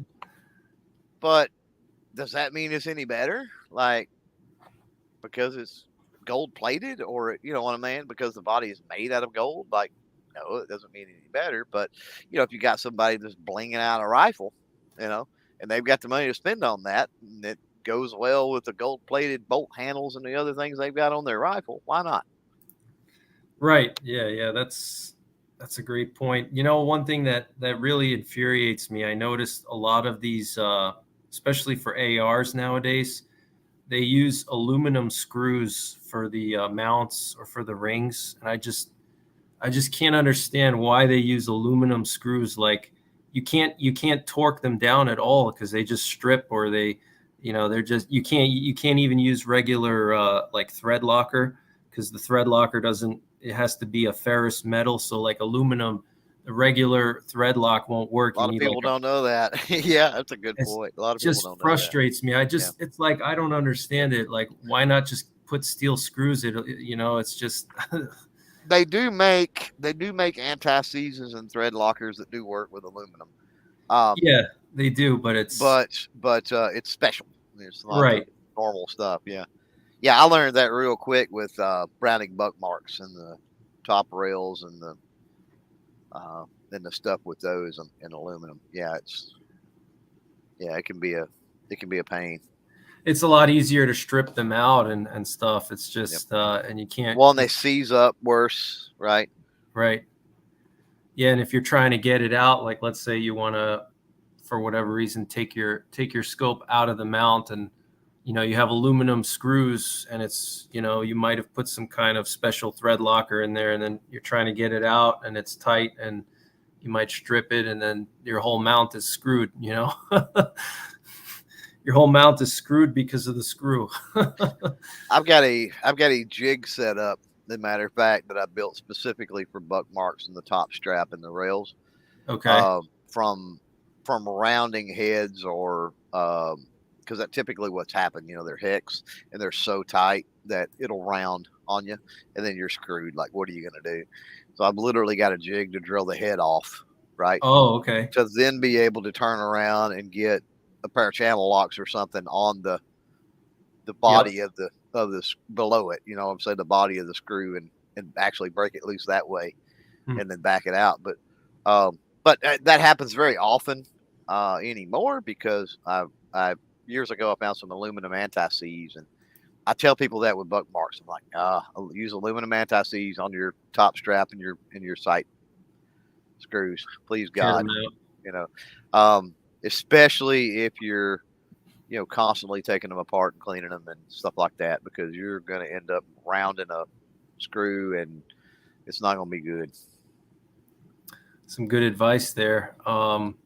So finally, I just want to end the podcast with something fun and interesting. What are your thoughts about Bigfoot, and what are your thoughts about like UFOs? Like, do you think they're real or fake, or what are your just general thoughts on those two topics? I think I could go down a lot of roads with the whole UFO thing. Now, when you say UFO, do you mean unidentified flying objects, or are you alluding to life on other planets type thing? Because there is a difference. You get where I'm going? Like, UFOs are a real thing. Like, yeah, there are things flying around that we don't know what they were or what they are, but maybe that's secret military stuff or experiments, or maybe that's just somebody's got a goofy drone that's doing weird things. Who knows, right? So, I mean, some of that, like, who knows? If you're alluding to, intelligent life on other planets, I gotta say, there is part of me. There's part of I'm split on it, honestly, because there's part of me that says the universe is so vast, we're naive to think it's not possible. But then we're also like, knowing the capabilities we have to potentially look at things, millions of light years away, and some of the antennas and the telescopes and other things we've got and whatever. Like, nobody else out there has done the same, and so paths hadn't crossed in some way, shape, form, or fashion.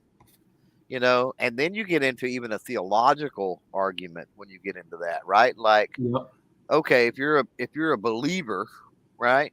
Yep. And this could be multiple religions, to be quite honest. Right. But if you're a believer and there's the idea of angels and demons and other things, could that potentially be this extraterrestrial life that has somehow at one time been seen on Earth, occasionally visits, that sort of thing, right? And because it's a weird form or something, I don't know. I mean, that could be there could be a theological thing there as well. Yeah. Bigfoot's a little easier to answer. Yeah. I believe there's some type of, and I believe that for a few reasons. First of all, the naivete argument.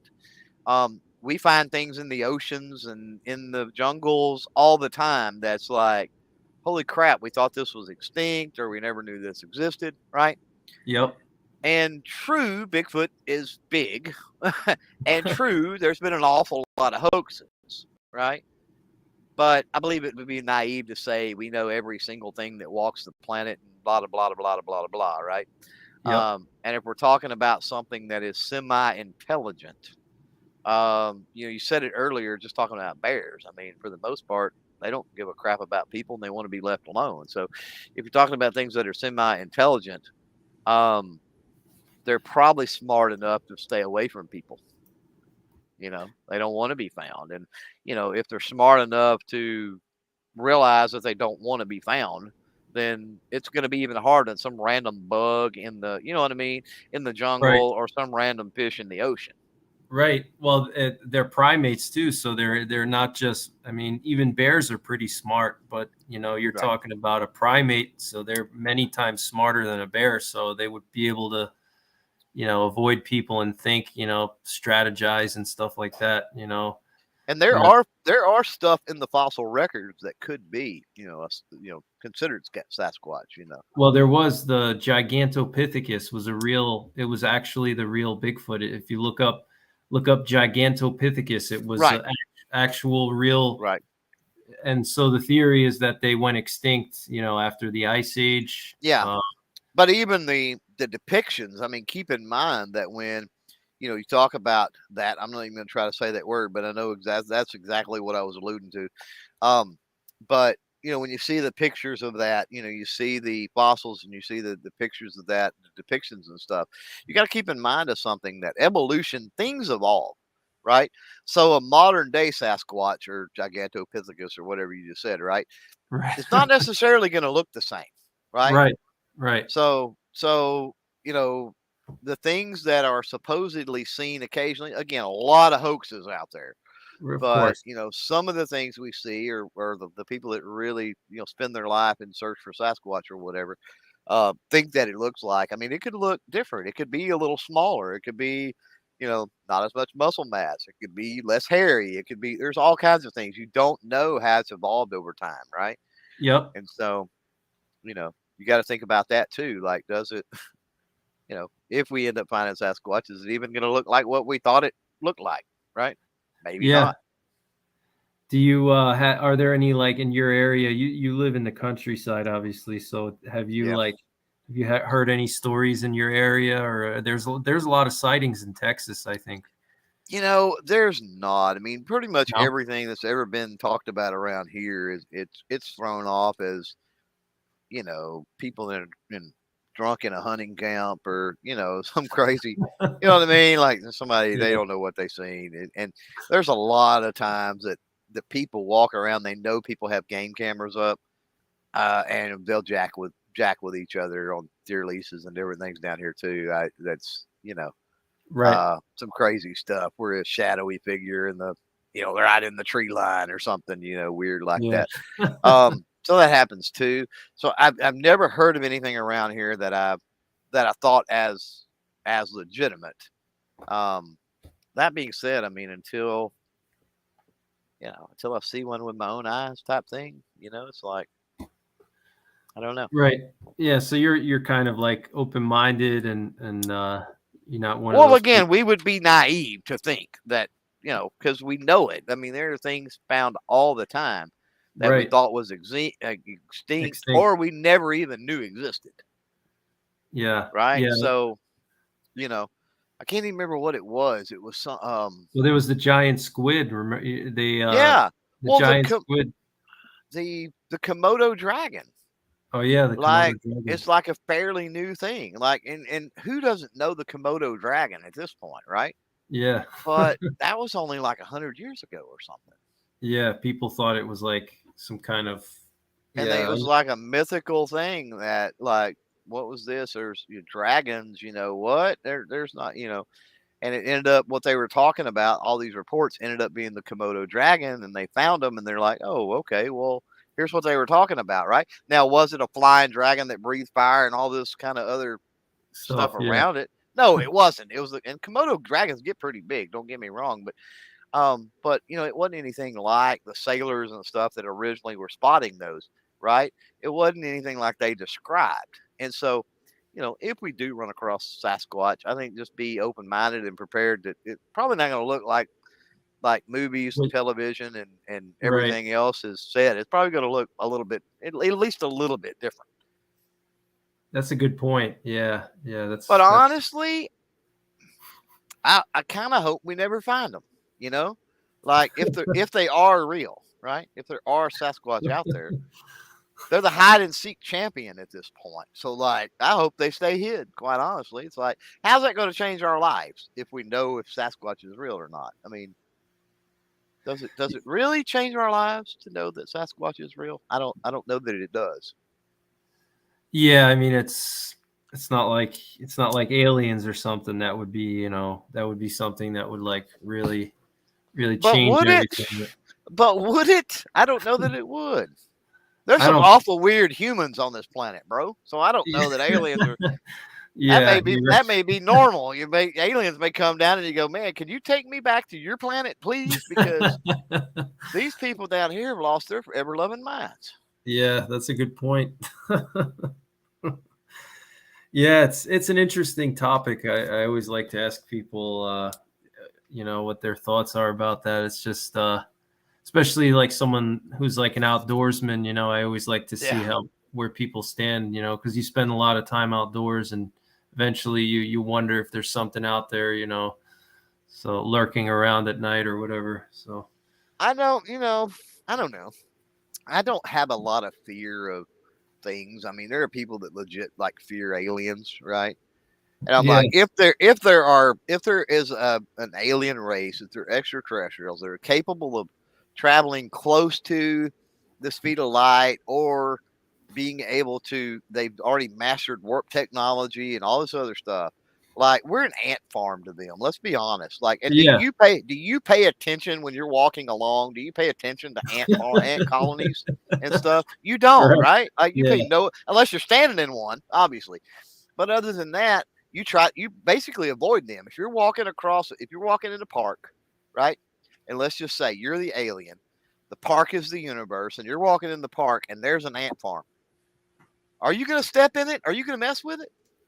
You might stick a stick in it, or you know what I'm saying, or right. something like that. But you're not going to stand in it. You're not going to try to live with the ants, right? Because they're stupid ants. They're stupid and they sting and they're worthless. And like, I'm going to go on about my way. Oh, there's an ant farm. Let's avoid that. Or an ant mound. Let's avoid that, right? And so I mean, extraterrestrial life probably the same way. So I mean, why would you be scared? And I think the same way with Sasquatch. I mean, if there was an issue with Sasquatch where it wanted to hunt and kill humans and all that, we probably would have found it by now. Like, Yeah, it you're don't right. want nothing to do with us. That's pretty obvious at this point. And so even if we're in the woods, right? Like, odds are it's going to know you're there before you know it's there, and it's going to be hiding or getting away, or like, screw this. I don't want to be around this guy. So, and that's with a lot of animals, quite honestly. Yeah, I mean, even grizzly bears will run away from people. So I mean, people are the scariest creatures out there. If you Well, think we're about responsible for the extinction of so much stuff. I mean, let's be honest, right? Like, we have hunted and eradicated, whether that be for industrial means or colonization or whatever it is, right? I mean, it was for our own selfish, for the selfish means of humanity, right? it, yep, We've eradicated a lot of species and a lot of things, it's true. you It's know, true. Very and destructive. so you got to think, if you've got a semi-intelligent creature, it's very possible they understand that. They're like, you know what? And who knows what kind of encounters they had back in the days when the Indians roamed the plains here or something, right? Maybe, Right. who knows? I mean, maybe they had issues even back then, and they moved further north from there or something. Because I mean, you got the Pacific Northwest, right? Is a pretty good hot spot. So Yep. maybe and then maybe it's an evolutionary thing, right? That you know, it's cooler weather up there, or they like the rainier climate, or whatever. Who knows? Who knows? Yeah, I mean, I know, like like even like people live in California their whole life, and there's like so many mountain lions in California, and people will live their whole life and they'll never even see one, and there's literally like thousands and thousands of mountain lions. Seriously. Even like Yeah. even like here in Pennsylvania, there's so many bear, and I've only seen one bear since I moved here in the last year and a half, and I'm in the woods all the time. I'm an outdoorsy guy, and Yeah. I've only seen one bear. That's it. Well, Um, again, that's because they know you're there long before you know they're there, and they don't want right. nothing to do with you. Yeah, and that they know where the areas where people go. They know, like, okay, here's a road. I know there's people there, so Well, I that, better. and I'm sure they can pick up lingering scents and other things too. Yeah. Yeah, that's a good point. Yeah, so that's interesting. Thanks for taking the time to hang out tonight. I appreciate Yeah, it. bro. It was fun. It was fun. There was one other question someone had in the chat here. They were asking about Oh, bugging in versus bugging out, if you have the time. for me, bugging in, Okay. because of just where I live and the area. I mean, I'm Yep. closest grocery store 30 minutes away, or something, and miles away. Not, I know for some people, a few blocks, they Right. live in a big city and a few blocks is 30 minutes, but we're talking about 30-minute drive time, right? Right. Yep. At 70 miles an hour. So you do the math. Um, we rate distance by time here in Texas. That's what I'm saying. But yeah, so I mean, I'm in a good spot. I mean, family land, um, running water, wells, what else? I mean, wildlife. The land is the ability to grow crops, obviously to grow food if need be, and so I'm in one of those situations. It would make sense to bug in. Yeah, I think I'm with you on that. I think if you're in a situation where you're in a good position, then it's better to bug in. Obviously, I mean, I think I always tell people the best case scenario is to try to either live like in the outer suburbs or in the countryside. I think that's the best. That's what I always tell people who. Or have a go-to, right? I mean, there's nothing wrong with, my thing is, so if the world fell apart and I'm bugging in here and I got the garden and whatever, um, if I've got a friend that lives in the city and I know that our values align somewhat, and I know they're not a worthless lump that just wants to come and mooch off my land and whatever, right? Right. Um, there's nothing wrong with that. So if you live in the city and you don't have a place to bug, a good place to bug, you can't bug in. A city is going to be a horrible place to try to bug in. Um, Food and water and things are going to dry up really quick. I mean, predatory nature of humans one against the other. That's going to be bad. That's my thoughts anyway on a situation Yeah. like that. So if you live in the city, find somebody that lives out like you're talking about, lives kind of out in the boonies a little bit, whatever, and they're thinking about the same things. Like, oh, I've got room here, I can garden, I can do this, I can do that, and cut a deal with them. Like, Yep. hey man, if Yep. things go to deal, like I'll come out, I'll help you, plant the seeds and harvest, and I'll help you dig water wells and hunt and cook the food and Right. whatever. Now, and I don't want to say start a hippie commune, but you get where I'm going with it. Yeah. Like, Yeah. Yeah. you know, You contribute. You're not just long as showing you up. can contribute, yeah, Yeah, long as you whatever that contribute, is, help shovel yeah, snow or something, whatever. yeah, and especially if they've got a marketable skill. I mean, if let's just say you're a factory worker or something, and whatever, and your wife, let's just use blue collar. You're a factory worker. Your wife's a waitress, or whatever. But some people that values align or whatever, and he's a lawyer. Well, that's about worthless, but you know, um, let's use something else. Maybe okay, maybe he's a factory worker, but his wife is a nurse, right? Yep. Well, that's value and knowledge, right? If Sure. that family bugs out where you're bugging in, well, now you've got some medical expertise and some stuff, and he's willing to work right beside you and plow the field or whatever has to be done. And so, it's one of them things to where, you know, humans are communal or whatever, right? Tribal and communal creatures. We do like our solitude now and again, but ultimately we are. So there's nothing wrong with that. But I think I think establish that early, right? Establish that game plan beforehand, because, um, I'm not going to take very kindly to people just coming out of the exodus of the city, which is going to happen. It's going to happen It once is. things Yeah. have fell apart, and once everybody in the city have killed each other as most they can and whatever. There's a certain amount of that population that's gonna come out into the country. I would say Um, most. Yeah. and at that point, the people out in the country are not going to be receptive to it. No. They're not So, receptive even now. I mean, even like yeah, even people moving out with the, people trying to leave the cities because of COVID. I mean, a lot of country people didn't like that. They complained that you have all the people from the city moving out and raising the prices of everything, and can't afford to buy a house in your own hometown anymore. mhm, Yeah, that's what I tell people too, is if you can't afford to, let's say, buy a bug out location and build a cabin in the woods, find like a friend, a family member, someone you trust, and work out a deal with them of some kind that, listen, if things go bad, can I come by, and maybe I'll bring some water with me, or I'll bring some extra food or ammo, and we can share it or whatever, or yeah, I'll help you shovel the snow, so yeah, yep.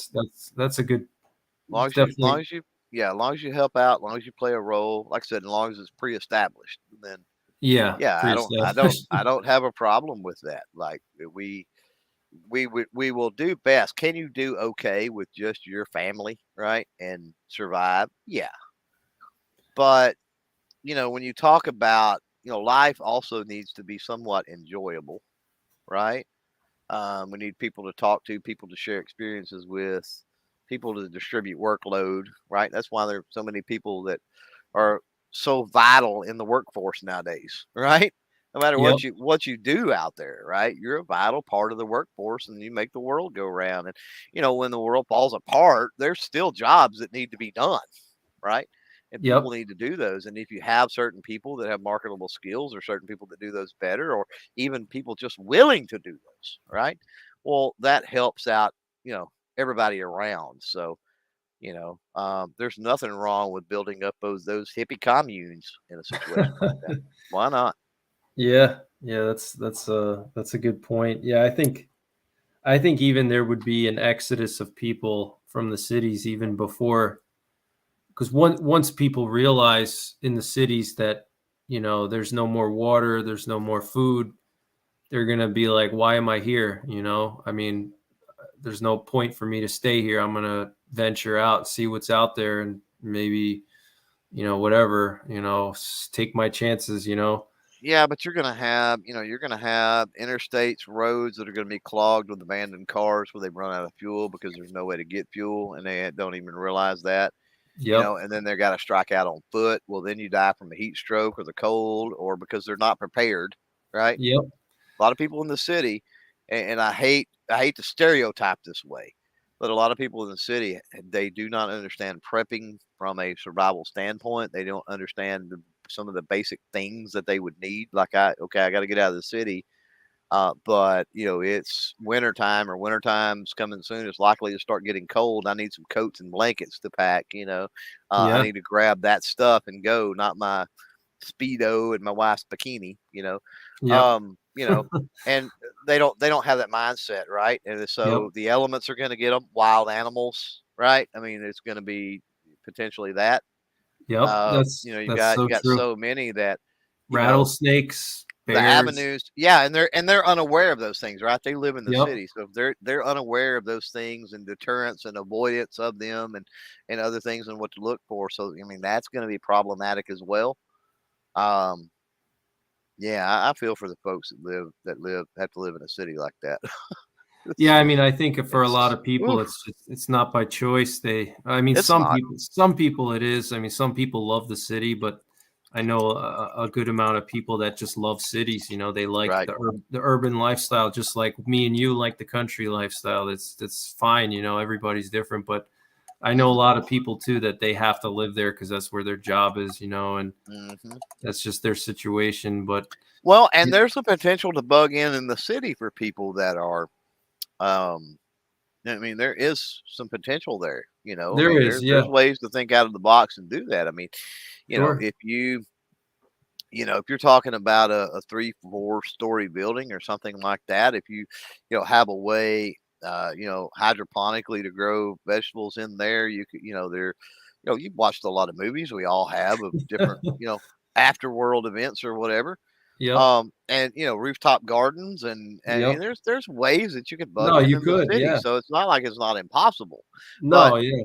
You'd have to I be a think, pretty resourceful person and yeah, and yeah, be a I good think that you definitely need that plan nailed down beforehand, long beforehand. sure. And you need to be, at least moderately preparing, that whether it's picking up little things here and there, whatever. And then also, if your plan is to bug out, I agree with you though. Your plan needs to be to bug out like early at the first sign of something. We're Yes. bugging out. We're not waiting. We're not hanging around. We're out of here. And I think that's the problem most people will make is that they're just going to hang out, because they're Mhm. just going to say, "Oh, let's wait and see what happens," Wait and see.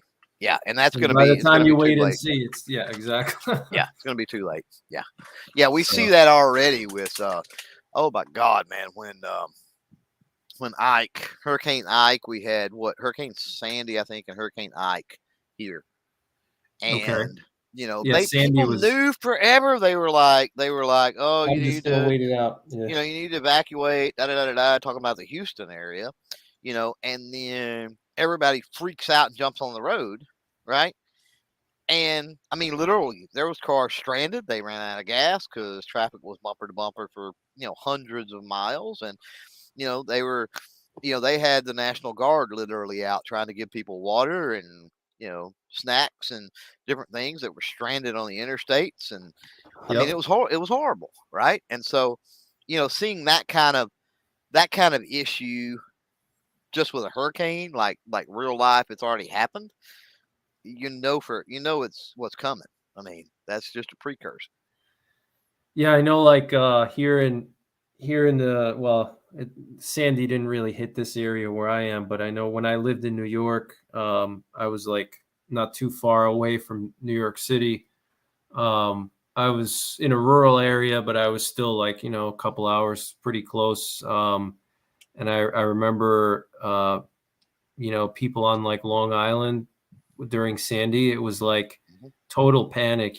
People were Yeah, like fighting for gas. I mean, they were like fist fighting for gas. sure, sure they were. Uh, and Yep. it was just insane. And they knew, 2 weeks ahead of time that this was coming, but they just didn't really care, or they just like whatever. It's not, I don't really care. It's not a big deal. And then it's just, yeah, I just don't understand that Well, mentality. But New York doesn't get a lot of hurricanes, and yeah, so for a it's lot true. of them, for situations like that, it speaks to this. Oh, it'll never happen here, right? Right, And so right. that was probably a lot of the mentality up that way I was, think so. oh, no, it's not going to happen. I've never seen a hurricane here in my life. It's not, and it Yeah, did.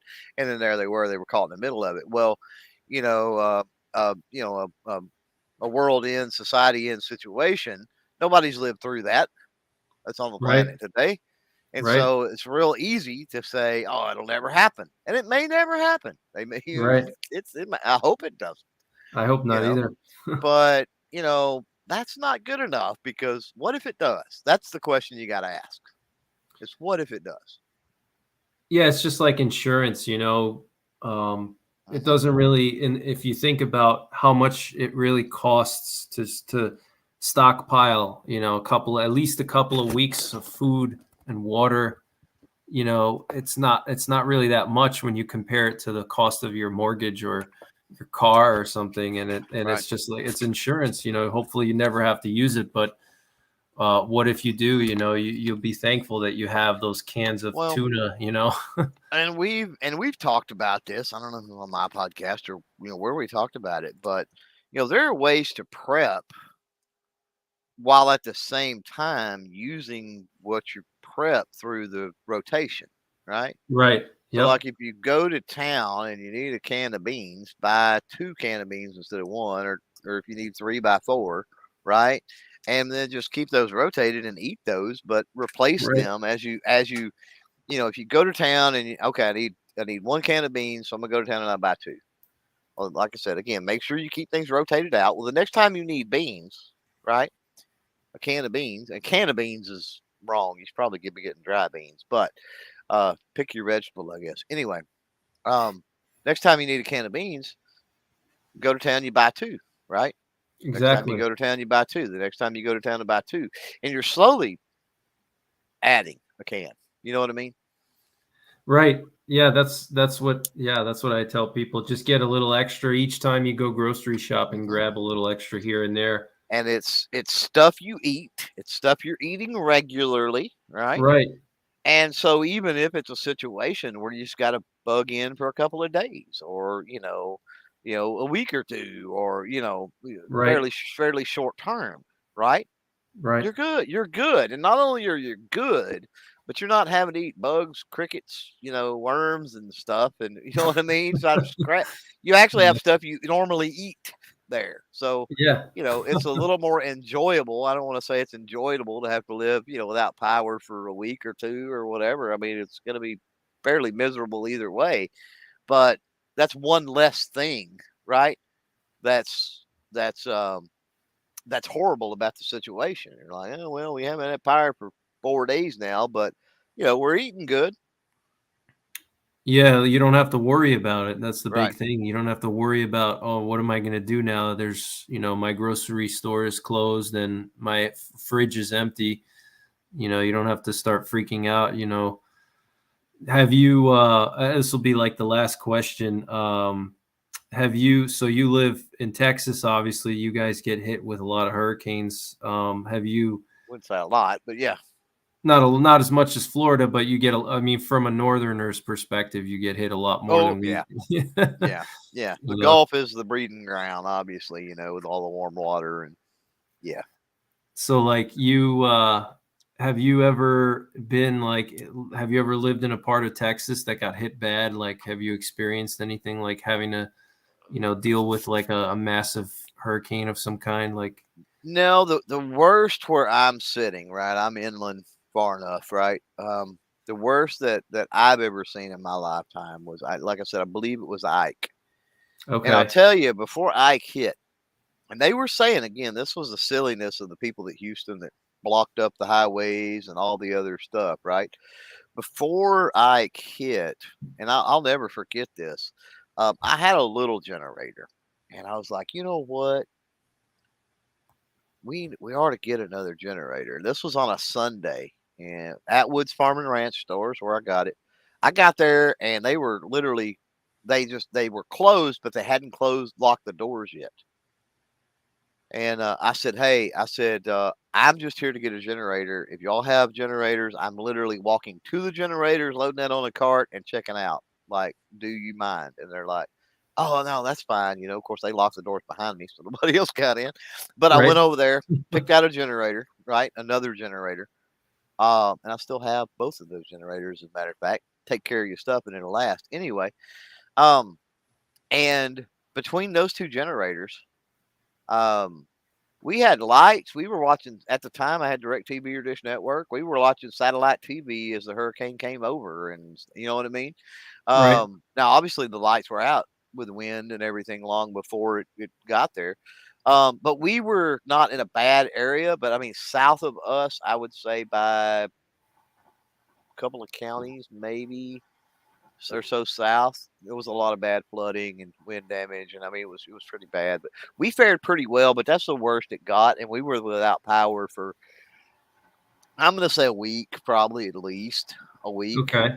Of course, had the two It's a good generators, amount of so time. had the two generators, and luckily enough, um, we're being rural, there are some small gas stations. Of course, gas is more expensive at those little mom and pop little gas stations, right? Hmm. But they're not shopped as frequently either, right? Not as much traffic coming through as gas stations in towns and things like that, right? So Yep. we were able to go down and get 5 gallons of gas here, and in a jug, and 5 gallons there, and keep the generators going. And we didn't run them all the time, right?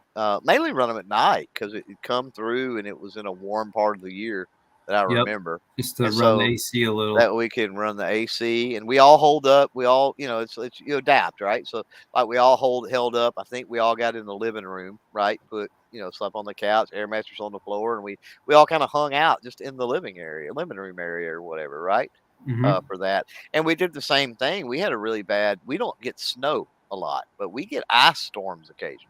I was going to ask you about that. Yeah, Yeah. yeah, and I can remember an ice storm that come through that the lights were out here for nearly 2 weeks. I mean, you get ice storms, it's bad. Limbs start snapping, you know what I mean, all over Yep. the place, and it's bad.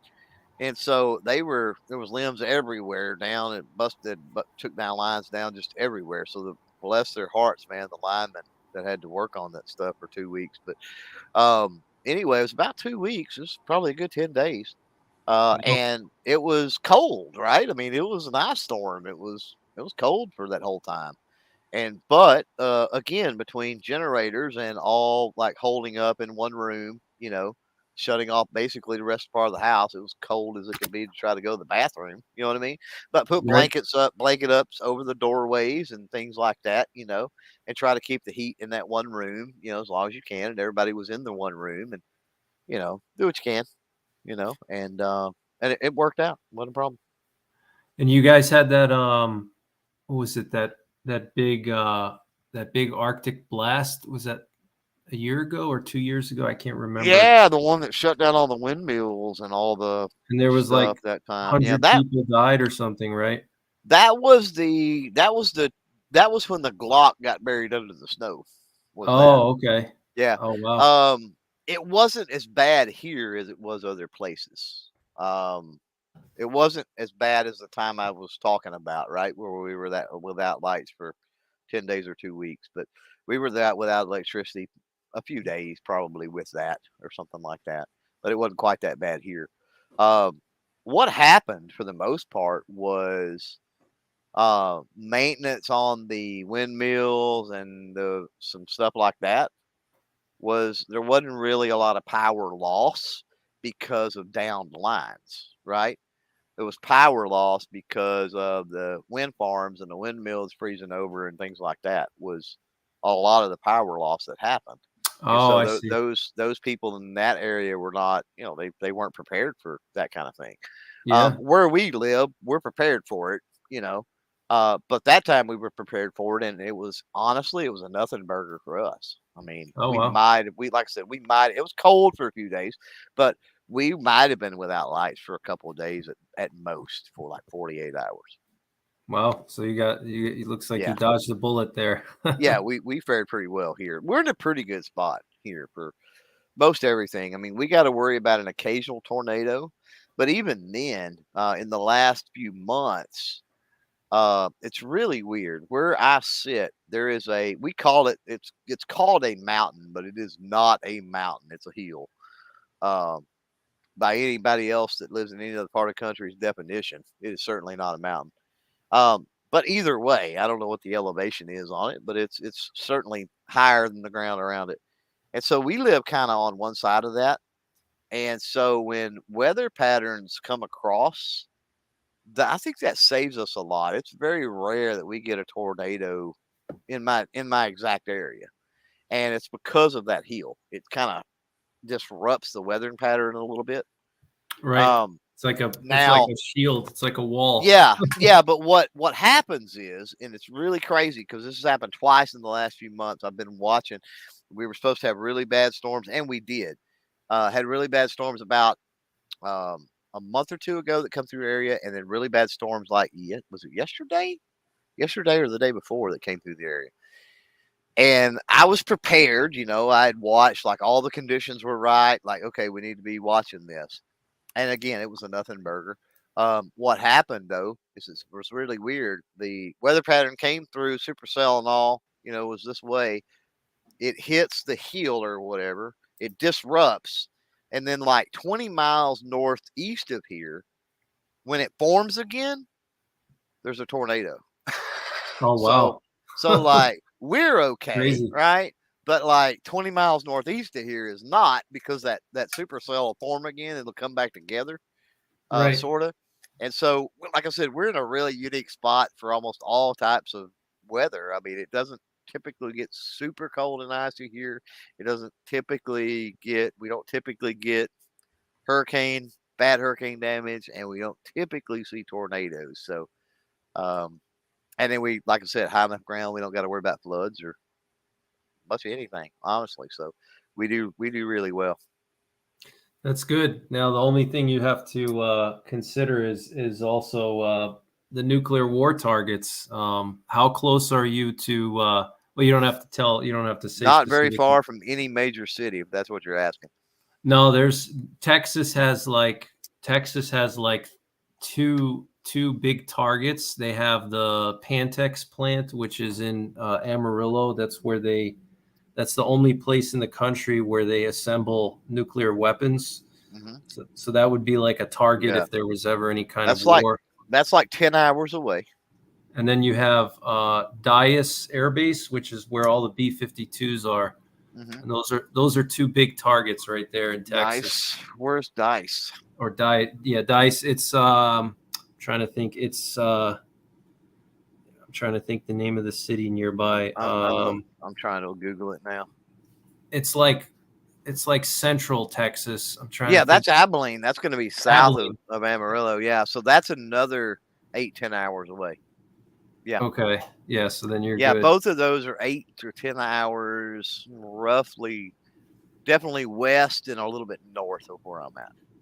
Okay. So, so then you're good. I mean, now I'm good to an extent. I mean, obviously the jet stream goes from east to west, right? And weather patterns run from east to west or west to east. West to east. So yeah, the wind could blow some fallout over. Fallout. You potentially have to worry about that. And yeah, there's definitely some worry. Well, if something like that was happening, there's a whole lot of worry. Let's be honest. Yeah, exactly.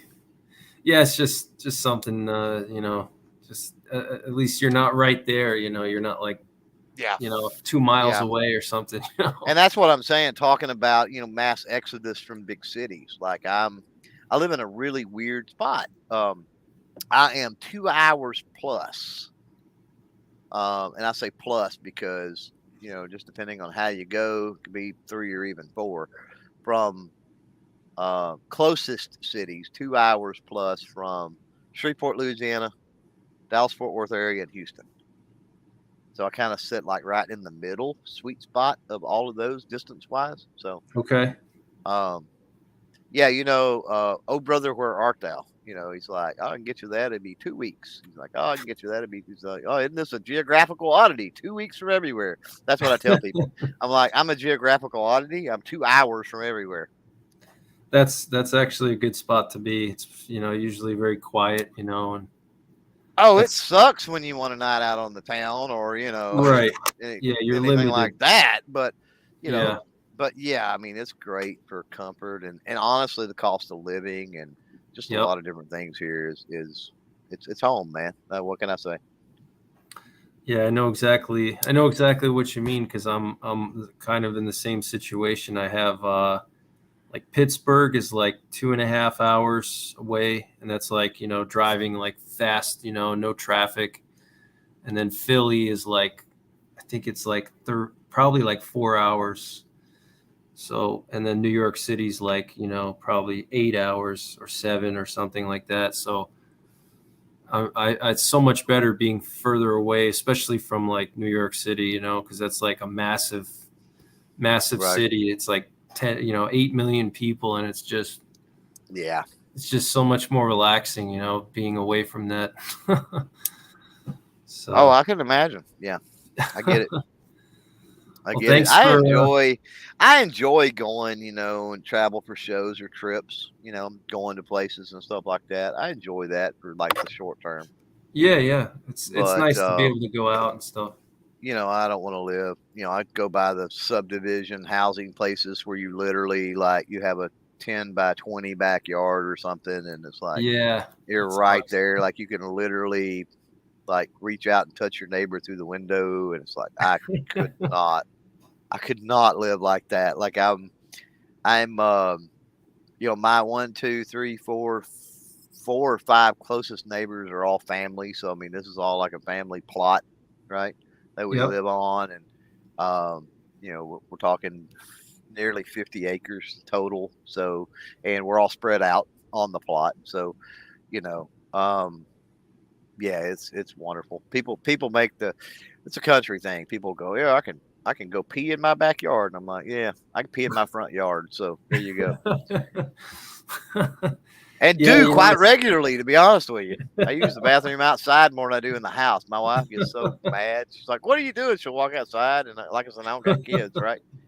She'll walk outside, and I just be hanging out in the yard. And I'm like, taking a leak. You know, what can I say?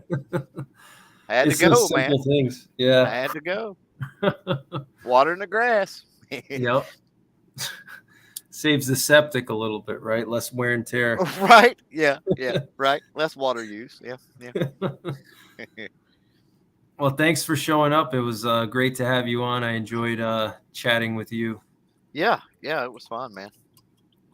Do you have any self promotion you want to do? Do you want to?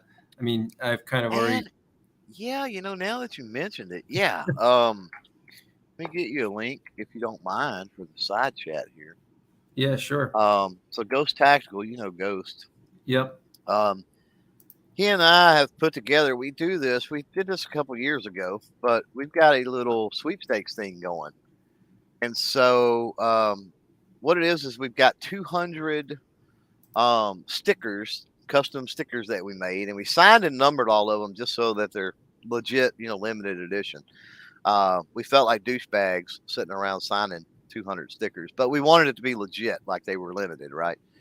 And so it's every sticker gets you an entry into the sweepstakes, and that prize package is a $1,600 prize package, full of stuff from a handgun to ammo to a bag to holster and belt, and pretty much anything and everything you need to take that firearm and go to the range and have fun and like we talked about, defend yourself and the family if you needed to. And then we've got a secondary runner-up prize that was added to that too, of a CERT training pistol that's really nice. So, Oh, those are great. So yeah, for every entry in that, for every sticker gets you an entry. And then for every 5 stickers, no limit. I mean, if somebody wants to buy all of them, they can. But for every 5, you get an extra entry, just so you know. And if you want a specific number sticker, as long as that's not taken, you can shoot me an email. There's a way to contact me there on that page. But you can shoot me an email. We've had several people request between 1 and 200, certain numbers. And then also we've had some people donate. They bought the stickers and they said, "Hey, give my entry to this person," right? That's Which I pretty thought cool. was really freaking awesome. I mean, we talk about the firearm community and the generosity and just the great people, and it's blown my mind the amount of people that's done that. They'll buy themselves 1 or 2, and then they'll turn around and buy 5 and say, "Hey, give these to so and so." You're like, wow. So yeah, we're going to draw for that once all 200 are sold, and at this point, over half are sold. So we're almost there. We're almost over the finish line and ready to draw at this point. So anybody is interested in jumping in on that, then yeah, there it is. So appreciate you let me pimp that. Oh yeah, I think that's such a cool thing you guys did. That's a great idea. Yeah. It's awesome. Well, the thing is, I mean, can we? And it says on the page that we'll put that toward cost of going to SHOT Show. The proceeds or whatever you want to call it. And so there's a couple ways to look at it. Like, oh man, you're just trying to make money off of people, and it's like, well, maybe. But here's the thing: like, there's 16, 17 companies involved in that, donating stuff for that prize package. We could have reached out to those companies and said, "Hey, why don't you just send us $50 instead of this product, right? Donating this product, or hey, why don't you send us $100 instead of donating Right. this product?" But this way, it kind of gets everybody involved, gets somebody a chance to win an awesome freaking prize package. I mean, who doesn't want $1,600 worth of gear? And so it just it's just a fun way of doing it. Like I said, I think this is the 3rd time I think we've done it. We don't do it every year, but we've done it a couple times before, and everybody seems to enjoy it and have fun. So, but yeah, thanks for like I said, thanks for plugging that. Appreciate it. Yeah, no problem. Yeah, I think a lot of people don't understand how much effort goes into maintaining a YouTube channel, and any little bit of support helps. Like, these types of sweepstakes that you're doing, it supports channels, like yours, and it's just I think I'm a big supporter of supporting other channels and donating and stuff like that. I think it's because people don't realize it's a lot of time to run a channel, and especially if you want a good channel, not just some half-ass stuff. If you want an actual good channel, people need money to they have to be compensated. Things cost money, it takes time out of your life. And partially, that's the sad thing. Like, we said, hey, we're going to do this to help offset the cost of going to SHOT Show, right? But here's the thing, that's all it's going to do is offset it a little bit. Right. It's not like it's going to cover the entire thing. It's not going to make you rich or anything. Yeah, we're still going to be out money, right. Bottom line. So, but that's where it comes in, that, it's getting to SHOT Show and then having a productive SHOT Show. And then, so, we're still going to be out money for SHOT Show, but the relationships we make with companies and potential sponsorships for future podcasts or different things, right, helps the ROI on what you do when you go to these events and stuff like that. So, but you're not gonna get rich. It ain't happening. Those days are over. Now, maybe if you started a supercar channel or some weird channel, maybe where you review frozen pizzas or something. I don't know. You probably could make $1 million doing a YouTube channel like that, but not in the gun tuber world. It's not going to happen. No, it's tough. Yeah, it's tough being a gun tuber or any kind of. It's definitely tough. So thank you guys for showing up in the chat tonight. Thank you guys, and check out CloverTac. Check out his YouTube channel. He's got a lot of good gear reviews, gun videos, lots of cool stuff. Check him out. And thanks again for showing up tonight, Clover. I appreciate it. You bet. Enjoyed it. Enjoyed. What was that? Aldo had a bunch of questions out there. So Aldo. Shout out to Aldo for all the questions and keeping it rolling. Enjoy it. Thanks, Aldo. Thank you guys. Have a good night, and I'll see you on the next one. Take care.